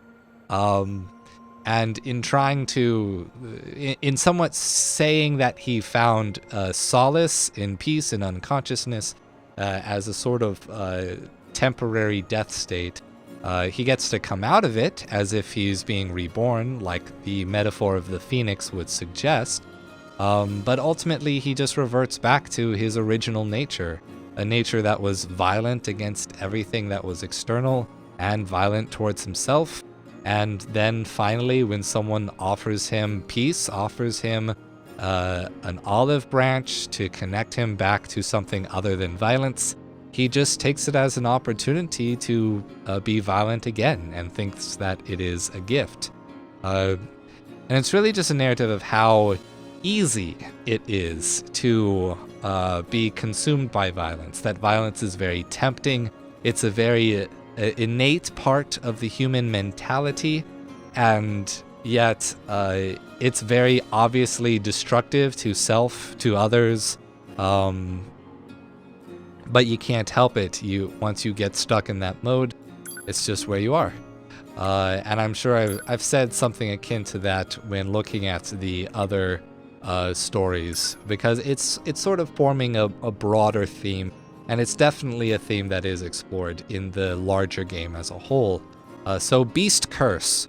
Once upon a time, there were 3 princesses, the last of these 3 stories. The youngest princess was widely regarded as the ugliest woman in all the land, but her heart was gentle, honest, and pure. Hoping to aid others in need, the youngest princess would travel to the fields to offer succor to peasants. But they would reject her kindness with cruel words. The youngest princess knew her looks were driving people away, yet she kept donating her life to the service of others, figuring that the fault lied in her own lack of devotion. Day after day this continued for years without end. The youngest princess died alone, curled in the back of a damp, wet alley. She was so ugly that no one had the courage to give her a proper burial. Instead, she rotted where she lay, turning ever uglier until she faded into the earth. So this one is kind of the inverse of that previous weapon story that I got so emotional about on the large sword weapons here, the Type 3 blade. In that this one is essentially painting some degree of recognition here that, society is unfair. There's going to be a lot of unfair things about it. All the positives, the interconnectedness, the ethical burdens that result from the positive gains that we get from being a part of society are going to be matched in equal part by cruelty, by unfair discrimination, fear, and hatred for something that at least this character really couldn't help. She couldn't help that she was considered ugly by whatever the standards of these kingdom was. But she was externalizing, like in many of the other stories, externalizing her worth by essentially looking for the people to see her devotion and see that as the proof of the goodness of her decisions, and that she was looking to get some kind of gain out of it. And when it didn't work, when it didn't happen, when it wasn't, I guess maybe to a certain extent, it wasn't an honest pursuit of helping other people. It doesn't result in anything. And so it, again, like the original princess story, is encouraging having an internal sense of worth and not doing things simply for the sake of being valued by others, because surely, as the last section of the story suggests, she could have lived a happier life and found a different way to live than sacrificing herself exclusively, not supporting herself at all, just because other people were rejecting her. So there does need to be a balance. Some self-sacrifice is absolutely necessary in order to be a part of society, but at the same time, if you can't actually support yourself or gain anything, then you're not in the position to be self-sacrificing. If you haven't gained, you shouldn't sacrifice. If you have gained, then you should support the people and the structures that helped you along the way. But you can only give what you have. You can't give more than that.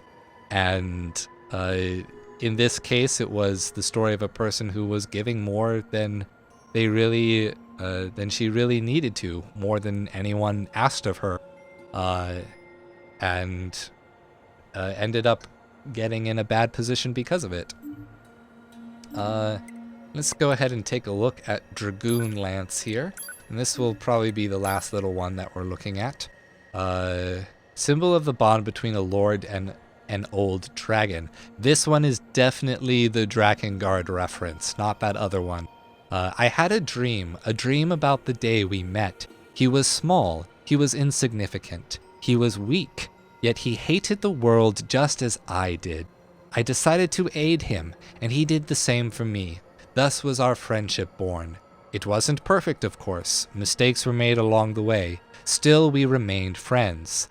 The blue wind that caresses these grasslands has a pleasing scent. I bring my cheek to his, and he twitches, almost as if tickled.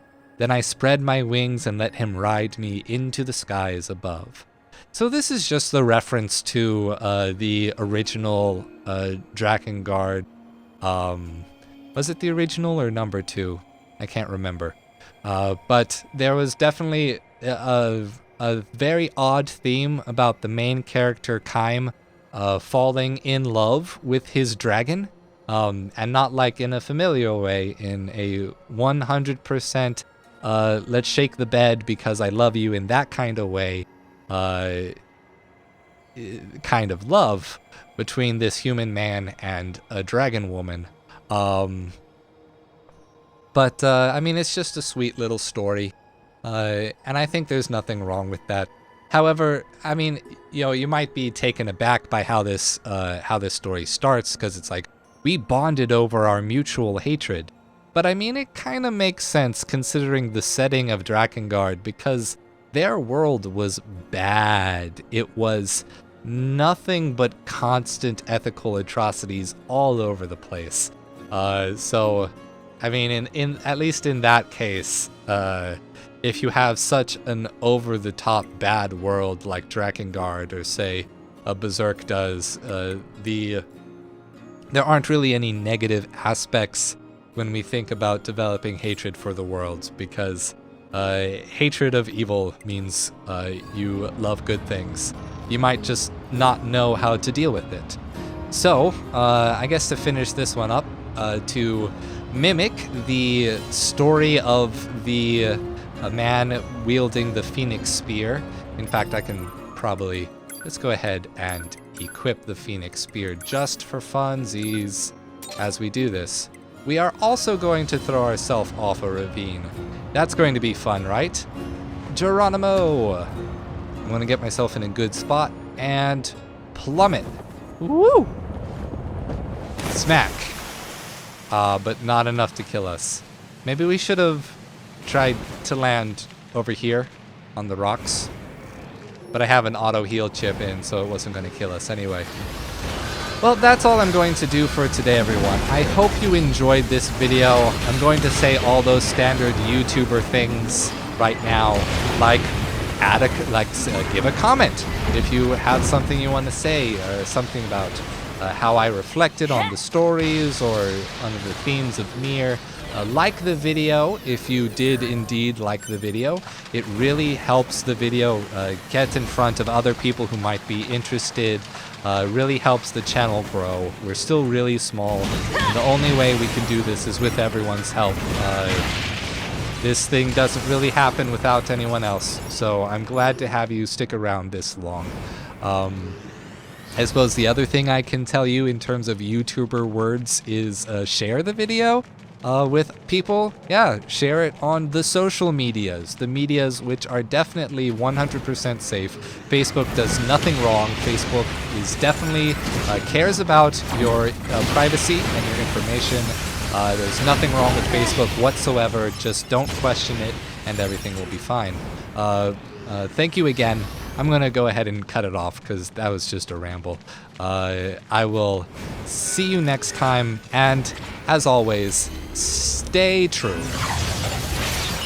Hello, my friends, and welcome back to our exploration of the weapon stories from NieR Automata to see what kind of themes we can quickly sparse out of them off the fly. We're going to jump right into it with the Spear of the Usurper, described as a spear used by a prince's double to murder his liege. Now, unfortunately, that's definitely a reference to the King of Facade, because this is the spear that they used in the city of Facade from the original NieR. And hopefully that's not the king that we knew, but it probably is. In a distant kingdom there lived two princes. The son of the queen consort was clever of mind but weak of flesh. The son of the king's second wife was dim-witted, yet charming and quite gifted in the art of war.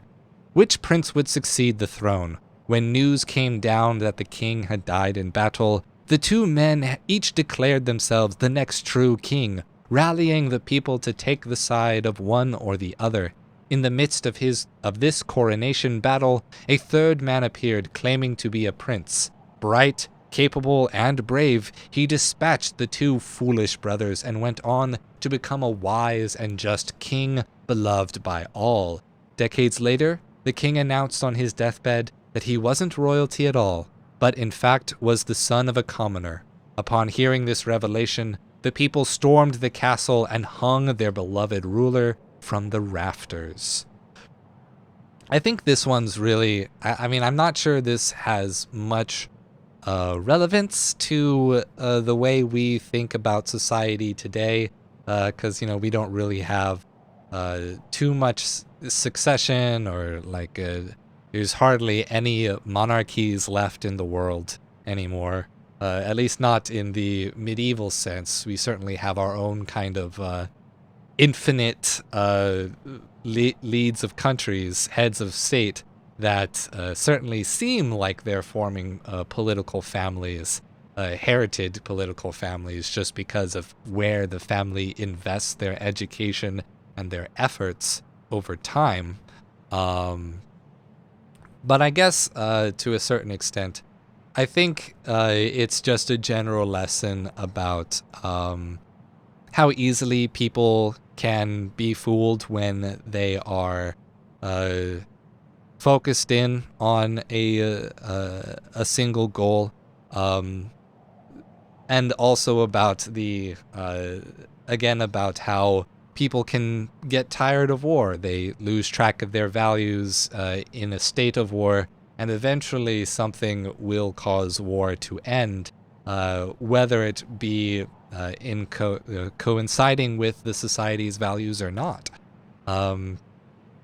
And I guess in this case, when they found out that the ruler was not in fact the person that he said he was, they do something utterly pointless, like killing a man on his deathbed, hanging a man who's already on his deathbed, just because they feel betrayed and they want to stick to old and antiquated social structures, just because they value those structures, even though what was resulting from them, namely the war between the two brothers and the damage it was causing to society, was harmful to the society, was not helping anyone. But I suppose we can move on to the Type 4-0 Lance. Story. Hi guys, it's me, 42S, your favorite Yorha squadron idol from North 12C Defense HQ. There are a lot of these squadron idols. I'm here with the latest hot scoops from the front lines, so let's get out there and do our best, alright? Go team! Hey ho, Battlefield buddies, I'm not gonna lie here. The current war situation isn't looking too optimistic, but we're expecting reinforcements from our orbiting satellite bases any moment. So don't give up yet. Glory to mankind.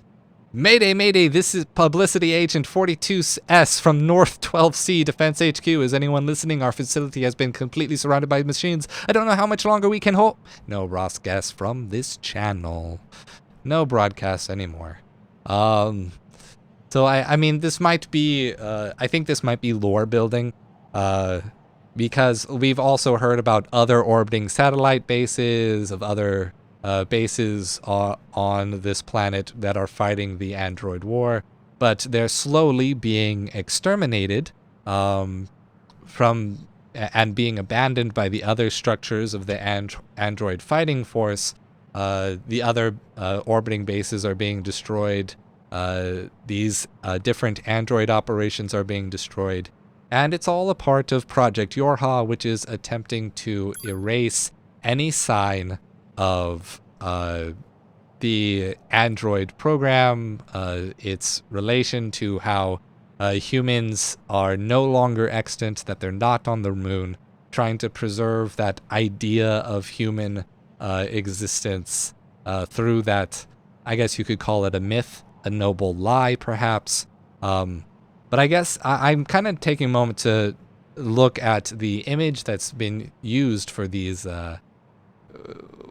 stories with the androids, and in this case, I think it's kind of appropriate because it's definitely a see no evil, speak no evil, hear no evil, because we have the eyes covered like all the other android models from Yorha, but the mouth is also covered and the hands are up covering their ears over earphones. So it's definitely like a sort of, I'm ignoring the truth, I'm disengaging, trying to bury the truth so as to protect or maintain some ideal, and the result is obviously not being able to maintain these structures that are meant to maintain, simply because the violent suppression of the truth is not effective in doing that. The truth comes out eventually, and it kind of blows up in a big way in the main story. So let's move on to the Type 3 Lance. The unadorned lance pierced her foes with machine-like accuracy. The grind of metal on bone in tandem with the pain screams of her victims created sweet music in the mercenary girl's ears. Day after day, she returned to the battlefield to compose more music. Here, a giant of a man, fat rippling from his sides. There, a slimmer gentleman, whose bones would surely produce a sweeter sound. Ah, who to stab first? The girl thought for an age, stabbing unaccountable foes in an effort to find the ideal scream, that sonorous bone-grinding sound. Yet perfection eluded her no matter how hard she tried. Would she ever find what she sought? Suddenly she turned to find a fine-looking hunk of meat at her side. Stabbing it produced a scream so pure she couldn't help but smile. She continued to smile as she stabbed, no longer able to recall that the hunk was her own child. Super dark. I don't know how much to take from that. I mean, it's kind of similar to the other ultra-violent short stories that the weapon stories have had, where it's just like, I've gone crazy with violence, I'm super in love with violence. And I've already talked on this point. I feel like I've belabored it a little bit in previous episodes. Violence is tempting. You can get stuck in it. You can really be overcome by this idea that you can just control outcomes and with violent acts, and it can turn into a really sick pleasure for people. And you want to avoid. I guess I could also mention that it's probably, philosophically speaking, tangentially related to Hannah Arendt and her philosophy. She's definitely a figure to look up if you are wanting to explore some of the darker, more violent themes of human nature in a philosophical way. Though Hannah Arendt herself definitely didn't think of herself as a philosopher. At the time, philosophers were really being put under scrutiny. It was a really harsh time after World War II. People were seeking justice and punishment. And no one wanted to think that normal people could be capable of such horrible things. And Hannah Arendt, unfortunately, wanted to say, no, look, here is a very practical, a very easy to understand demonstration of just a regular guy doing absolutely horrible things in the name of a horrible ideology, which came out of completely normal circumstances that we simply didn't engage with. We didn't form a dialogue, and we didn't try to restrict it before things got out of hand. But around this time was also the start, well, not the start, but a major modern push for depicting philosophy as impractical and unhelpful to understanding the real world. So she herself was saying, I'm definitely not a philosopher. This is not philosophy. But what ended up coming out was actually a very philosophical depiction of human nature, looking at factors as first principles and trying to derive further conclusions from it. So let's get into Virtuous Dignity, one of 4 special weapons you can find in shrines in the game. And this will probably be the last one for this video. The elegant white spear was crafted by a tyrant as a gift for his wife, whose parents he had killed years earlier. Okay. She slipped it under the bed they shared, then later used it to run him through 30 times. The spear's second owner was a courageous bandit-fighting mayor. That's sounds like its own setup for a game. In her later years, her strength faded until one night a pack of young thugs surrounded her and took all that she had, including her life. The third owner was a greedy merchant who lived to swindle customers. Soon she found herself shunned and penniless, and so decided to hang herself. The unused spear rests in a corner of her home as a decoration. The fourth owner was a meek young boy who wanted to aid his sickly young sister. He gave all to this cause, including his very existence, and that of all else. Including his very existence and that of all else in the world. That's some awkward phrasing at the end. He gave all to this cause, including his very existence and that of all else, and all else in the world. Awkward. But, I mean, I get what it's saying.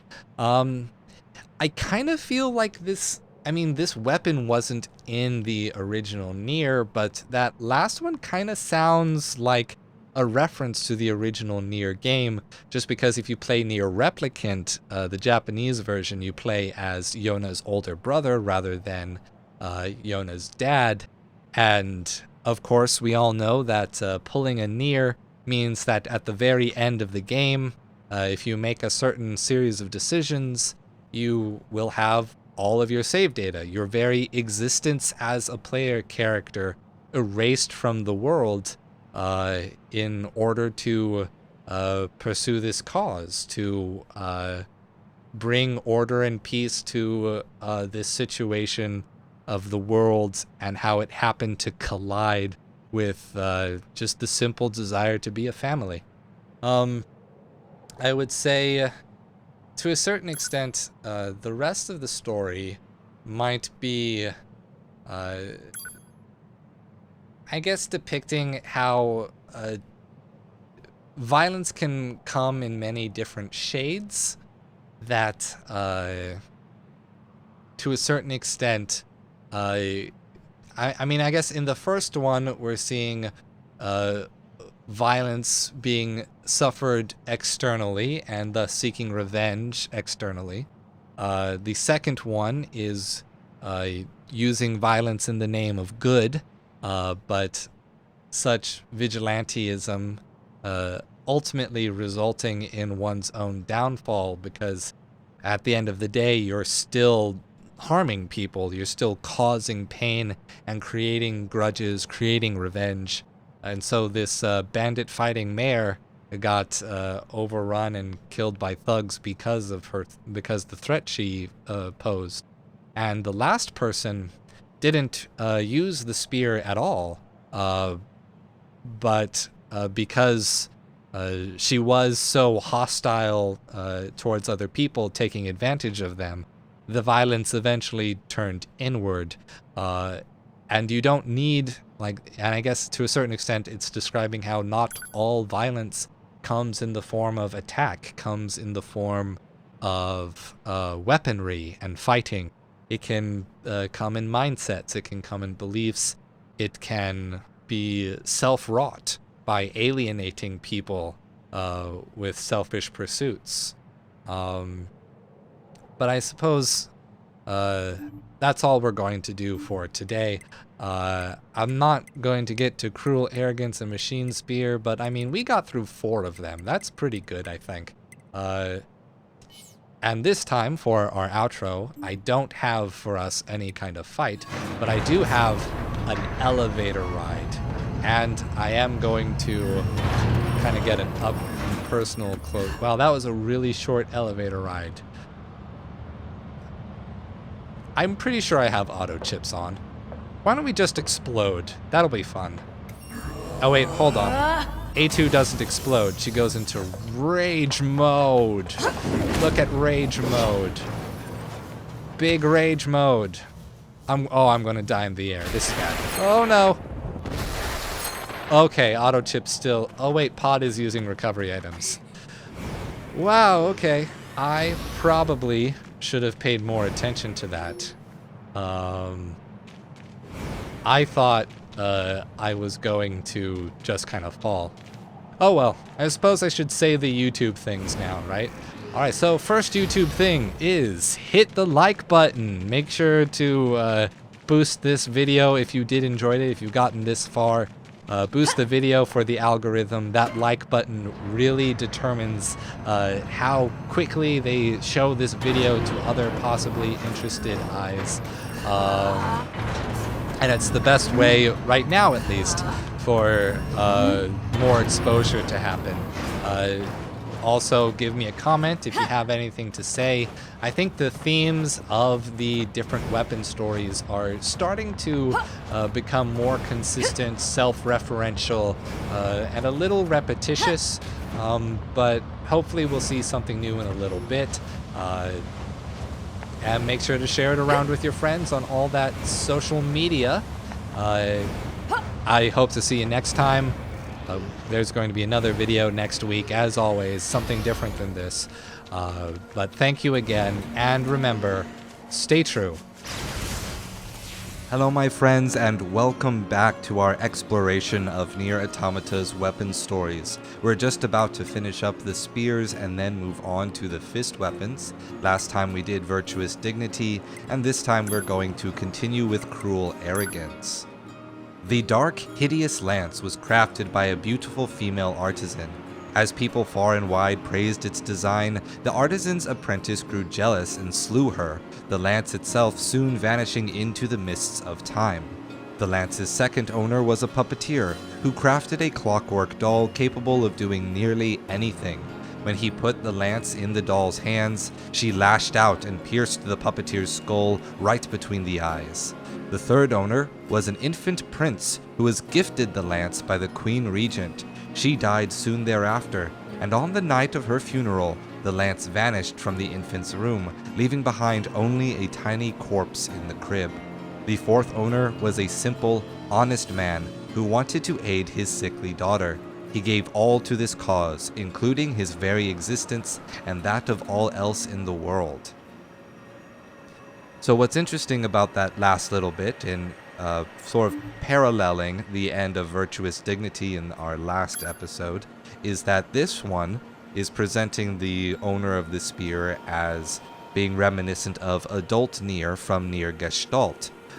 Whereas the difference between the two main characters, one adult man for the West and one young boy for Japan, based on which kind of character we as audiences respond to more by and large.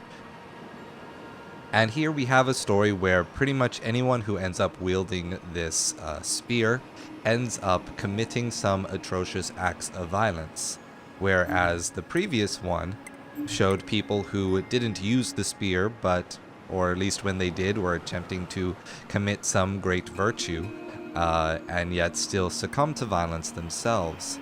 And as a result, the story that we get is essentially just one of, once again, violence being unavoidable once you commit to the path, and ending, as NieR does, committing the ultimate sacrifice, ending that cycle entirely by removing yourself, removing any ego that could come across with the violence.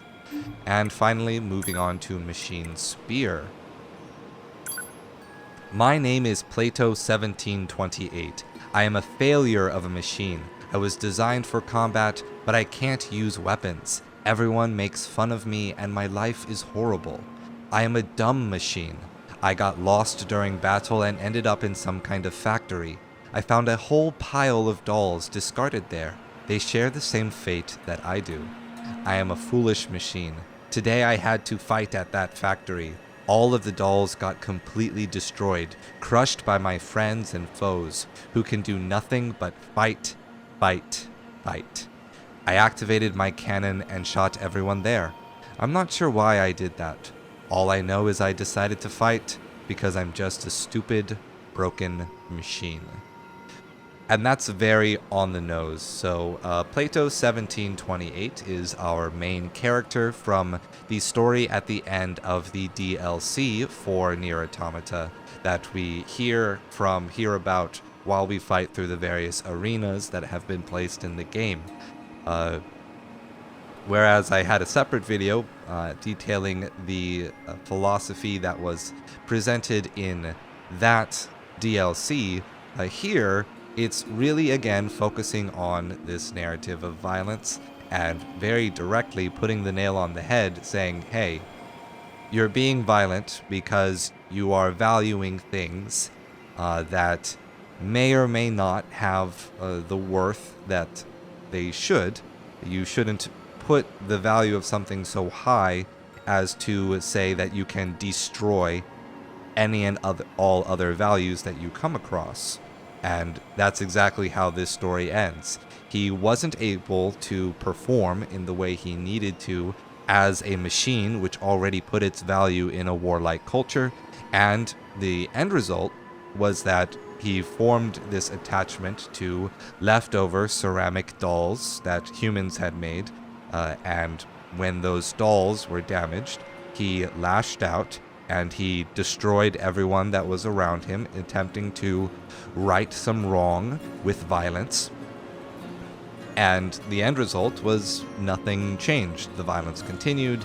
The machines who had their attached beliefs about what was valued and how they should act and how they should continue waging this war, trying to destroy other things, it got turned back on them, but nothing changed. The cycle of violence continues, and the story very clearly says, I'm not sure why I did that. All I know is I decided to fight because I'm a stupid, broken machine. And it's very literally telling the reader, if you succumb to the cycle of violence, you are only acting as a biological animal, as a organic machine that falls into this programming and can only commit violence, and that's the only result. You don't get anything positive, anything real out of it. Alright, moving on to combat bracers. Start with the bare fist. No story for the bare fists. That's the main story. Angel's Folly. Once there was a demon who held an affinity for angels. He dreamed of serving alongside them and their god, yet cursed the impossibility of it all. Then, one day, he came to Earth, bringing himself a step closer to heaven. An angel was sent to slay the demon. When the evil one saw his foe, he burst into tears and revealed his plan. "Please," the demon begged, "you must give me a set of white wings for my very own." The angel agreed to trade a set of white wings for the head of another demon. Overjoyed, the demon killed one of his own and plucked the head right off its still warm body. The angel then led the demon to heaven, where he underwent centuries of the cruelest tortures imaginable. Finally, the pain was so great that he lost consciousness, at which his dark wings turned the promised shade of white. That's interesting. The angel gave a catch-22 test. Essentially, hey, commit this atrocity to prove that you are deserving of the thing that you seek. And the demon committed this atrocity, committed this act of evil, thinking it was exactly what the angel wanted, only to find that by doing so, he committed the wrongdoing and was punished for it when he reached heaven. And at some point, when all of his punishments were finished and his life as a demon ends, he gets what he really wanted. He gets the purity by committing to the consequences and accepting the punishment. I at first thought that this story was going to be a kind of nothing's black and white sort of deal. Demons and angels can both have their cruelty, and that's there in some capacity, in that you shouldn't have a completely absolutist worldview, and yet at the same time it continues that themes of being too focused on your goal and not watching the actions you take to get there will result in the goal being different, what you actually reap being different than what you intend. And let me just say, this is one of my favorite pictures. I like the balance between light and dark and how they mix together. It's very yin-yang, very great. And we're going to finish up this video with Demon's Cry. Alright, once there was a gentle angel who came to Earth to provide salvation for those in need. Whether it was curing illnesses, offering blessings, or cheering the sad, he was always there when needed. The angel, however, provided aid to sinners and non-believers as well, an act which was strictly forbidden. Each time he did so, a single white feather would fall away from his glorious wings. One day, the angel came across a young girl with an illness that pained her deeply, but he could do nothing to help the child, for all his feathers had long since fallen off. The angel cursed both himself and the cruelty of the world. The resulting hatred stained his body and his wings, turning them both black as night. Then, crying tears of blood, he brought his hands to the girl's neck. So this is a story of self-sacrifice, overcoming what is alluded to as a legalistic ethic. You can't help the people who are sinners and non-believers, and yet he decides, no, I will sacrifice myself, my abilities, and my angelic nature to do what I believe is right, to help people even if they aren't deserving of help, because the very nature of being a conscious human is worth it, is value enough in itself to deserve respect, to deserve help. And it's a very humanist ethic in that way. But in sacrificing to make this humanist ethic exist in a world that did not allow it, he became more demon-like, to parallel the previous story. Whereas the demon turned white in accepting his punishments, this angel turns black in sacrificing his quote-unquote stereotypical goodness in order to do what is truly good, what is truly helpful to others. It, of course, does a quick allusion to the previous NieR by hearkening a young girl with an illness, though, of course, not every girl that is mentioned in these stories is, in fact, Yona. It's just referencing children who are sick and dying. And the angel, having lost all of his ability to see another way out, to see a different path to goodness, still tries to fulfill the girl's wish, but in a misguided way, because he no longer has this magic MacGuffin. He ends up taking her life in order to stop her pain. And whether or not that's right or wrong, it's really impossible to say with the information that we have. All that we know is that he attempted to do good and had to commit something horrible and sad in order to pursue that. And on that very sad note, we're going to end this video. I hope you enjoyed it. It's been a while since I've recorded these, so I'm glad that we're going to finish up. Next time, we will probably just move right on through these last group of fists, because we won't want to split up 3 and 3 just to stretch out the episodes longer than they need to go. But I hope you'll join me next month for the next one. And I should say the YouTuber things. Go ahead and click all of the buttons down below the video. Sharing, liking the video, especially leaving a comment. All of these things help more people see the video if they're interested, and help support the channel as well. This channel is still small. The only way we can grow is with your help. And as always, stay true. Hello my friends, and welcome back to this exploration of NieR Automata's weapon stories. We are almost finished, and we're going to try to finish up these last 6 all in this one episode. So let's jump in. System Yorha, unit data uploading, checkout HC. Close, IO, duplicate core, find Yorha unit, updating data, checking data, purge conversion log, purge unit data, purge system data, exit.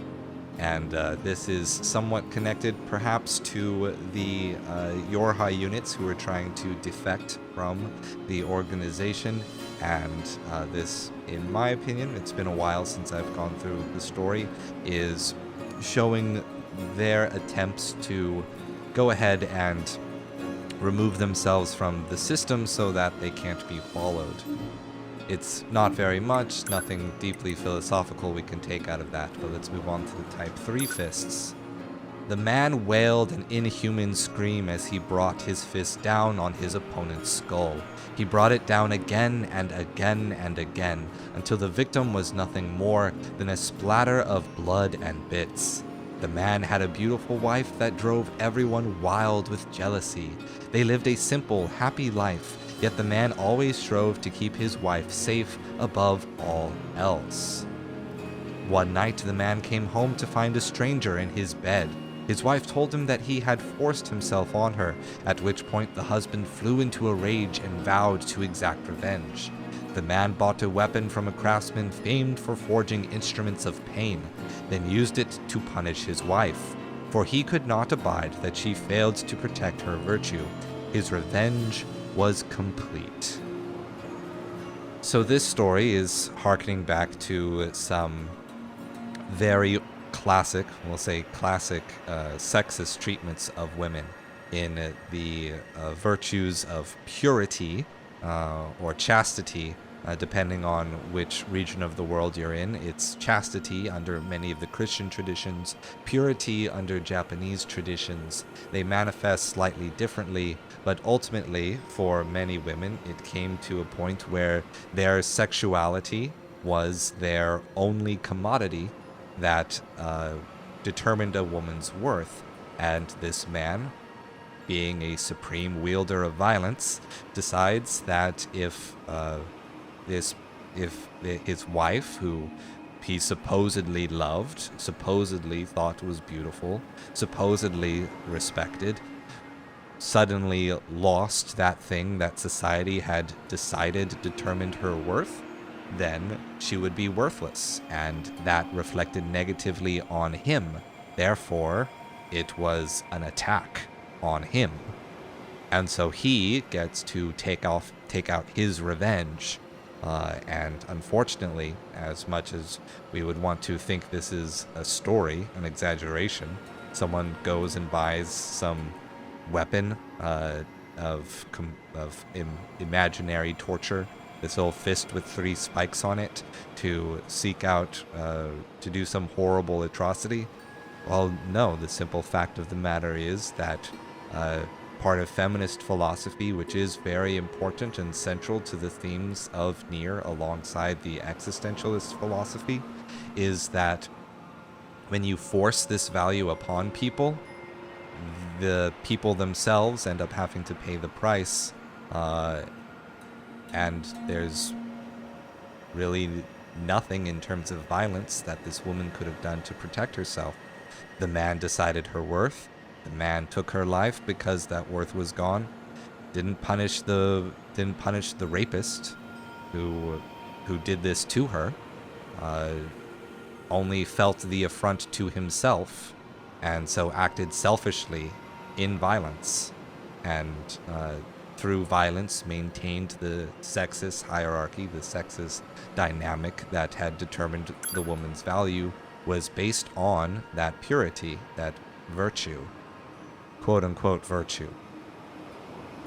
And what we have as the picture is a bloody shield, representing someone trying to protect something but ultimately destroying it.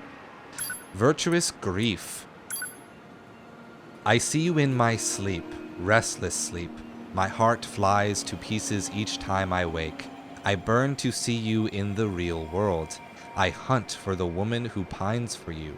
The scream pleases me. Your body and heart shall be mine. Your heart, I long for it, yet it does not return my love in kind. All you care for is your cold, dead wife. So I must, at least, take your body. Your head is mine, beautiful head. The eyes that scorned me are so lovely now. Hate me if you like, begrudge me all. You are still mine forever. That's messed up. These fist weapons are getting dark, because that is showing the perturbance of the virtue of love that is being espoused in many of the other weapon stories who use love as a counterbalance to violence, but also bringing back in the themes of being over-obsessed with a single virtue, a single ideology that will result in oppressing other values, other legitimate values. And this manifests as a psychopathic killer who is obsessed with this man, who is stalking him, who probably, definitely kills the woman he's actually in love with in order to try to get to this person with delusions of that person being in their way. And then when that doesn't work, continues this psychopathic killing, because rather than love, what the person is experiencing is obsession. Being too focused on some virtue of love that you tell yourself can result in the perturbance of the value, the turning of what may have been a legitimate value into something destructive and violent, not a value at all, by being too focused on one specific thing for too long and encouraging horrible acts of atrocity out of that focus. And once again, a yin-yang style picture of light and dark swirling together to emphasize a legitimate value of love being perturbed into a non-real value, something disgusting. Cruel lament. I take up the sword in battle for you. My heart knows not fear, instead burning with a love strong and pure. I swing my sword for you, splattering blood across my sleeve. I smile as the chaos continues. I brandish my sword for you, victims unaccountable, victims beyond measure. Their dying wails become the song of my sleep. I cry out, give me your head. I capture you as you flee and take it. I do all this for you, for you, for you. Who are you? And again, from a different perspective, this time of a soldier going off to war to protect the values that they have at home, forgetting those values as he becomes obsessed with the means by which he is conducting those values. And that means is mainly in the form of violence. Violence which takes over, which controls the person, which becomes the only thing that a person can do once they give themselves over to violence. The values disappear when all there is violence. I feel as though I'm repeating myself, but it bears repeating because the entire game is focused on these themes. Just as the previous NieR was very much focused on themes of violence and meaning and how they interact. And again, ending in a story of giving me your head, which is very appropriate for these cruel weapons of, cruel, as maybe virtuous, weird weapons of basically being a samurai, a shogun war mask to represent the heads themselves that you are actually wielding as weapons. Moving on to Machine Head's story. I lack parts. I am useless. My existence is unnecessary. I tried so hard. Mommy.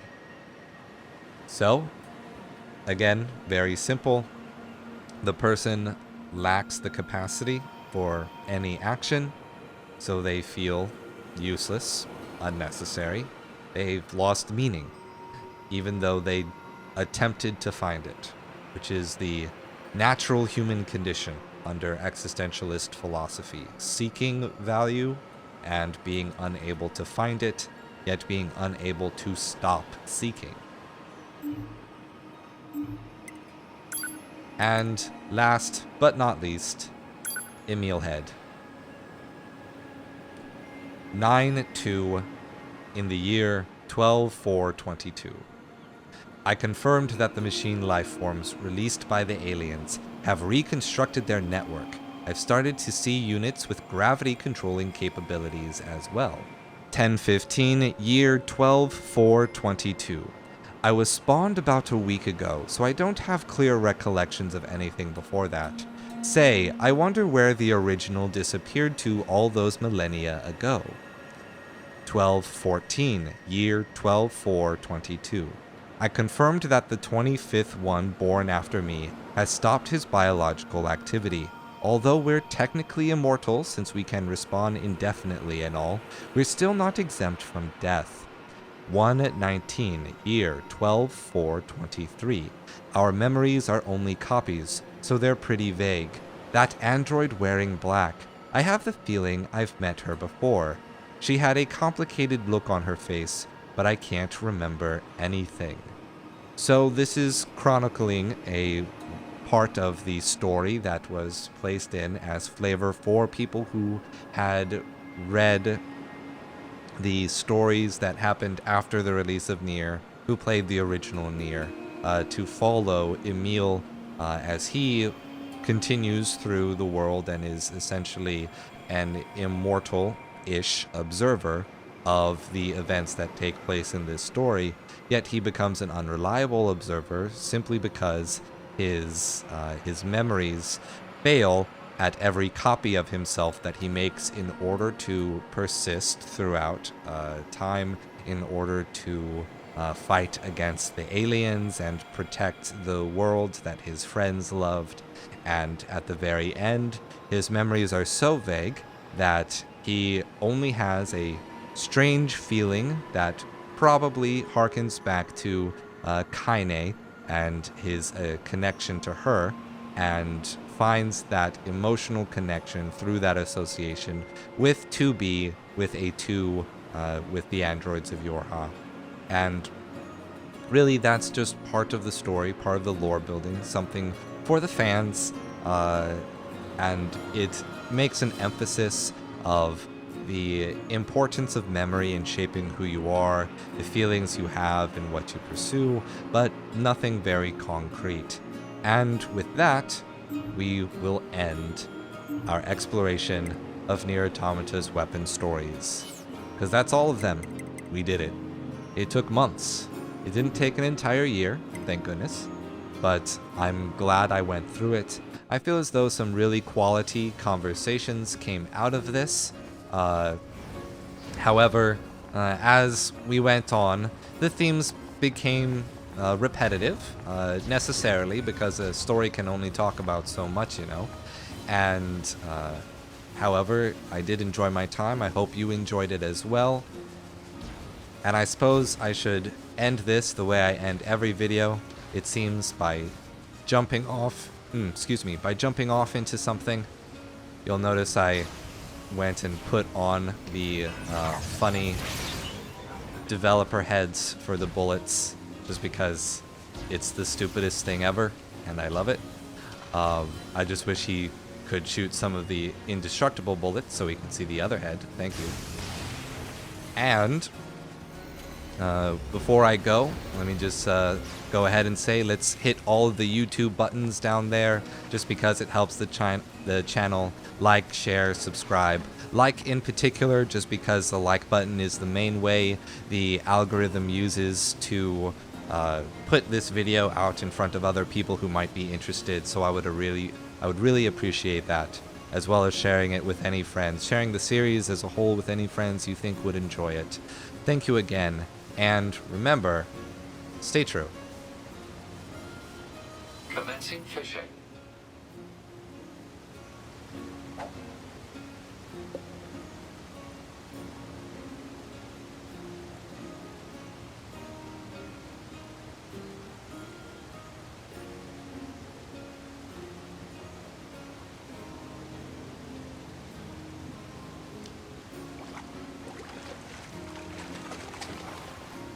Report.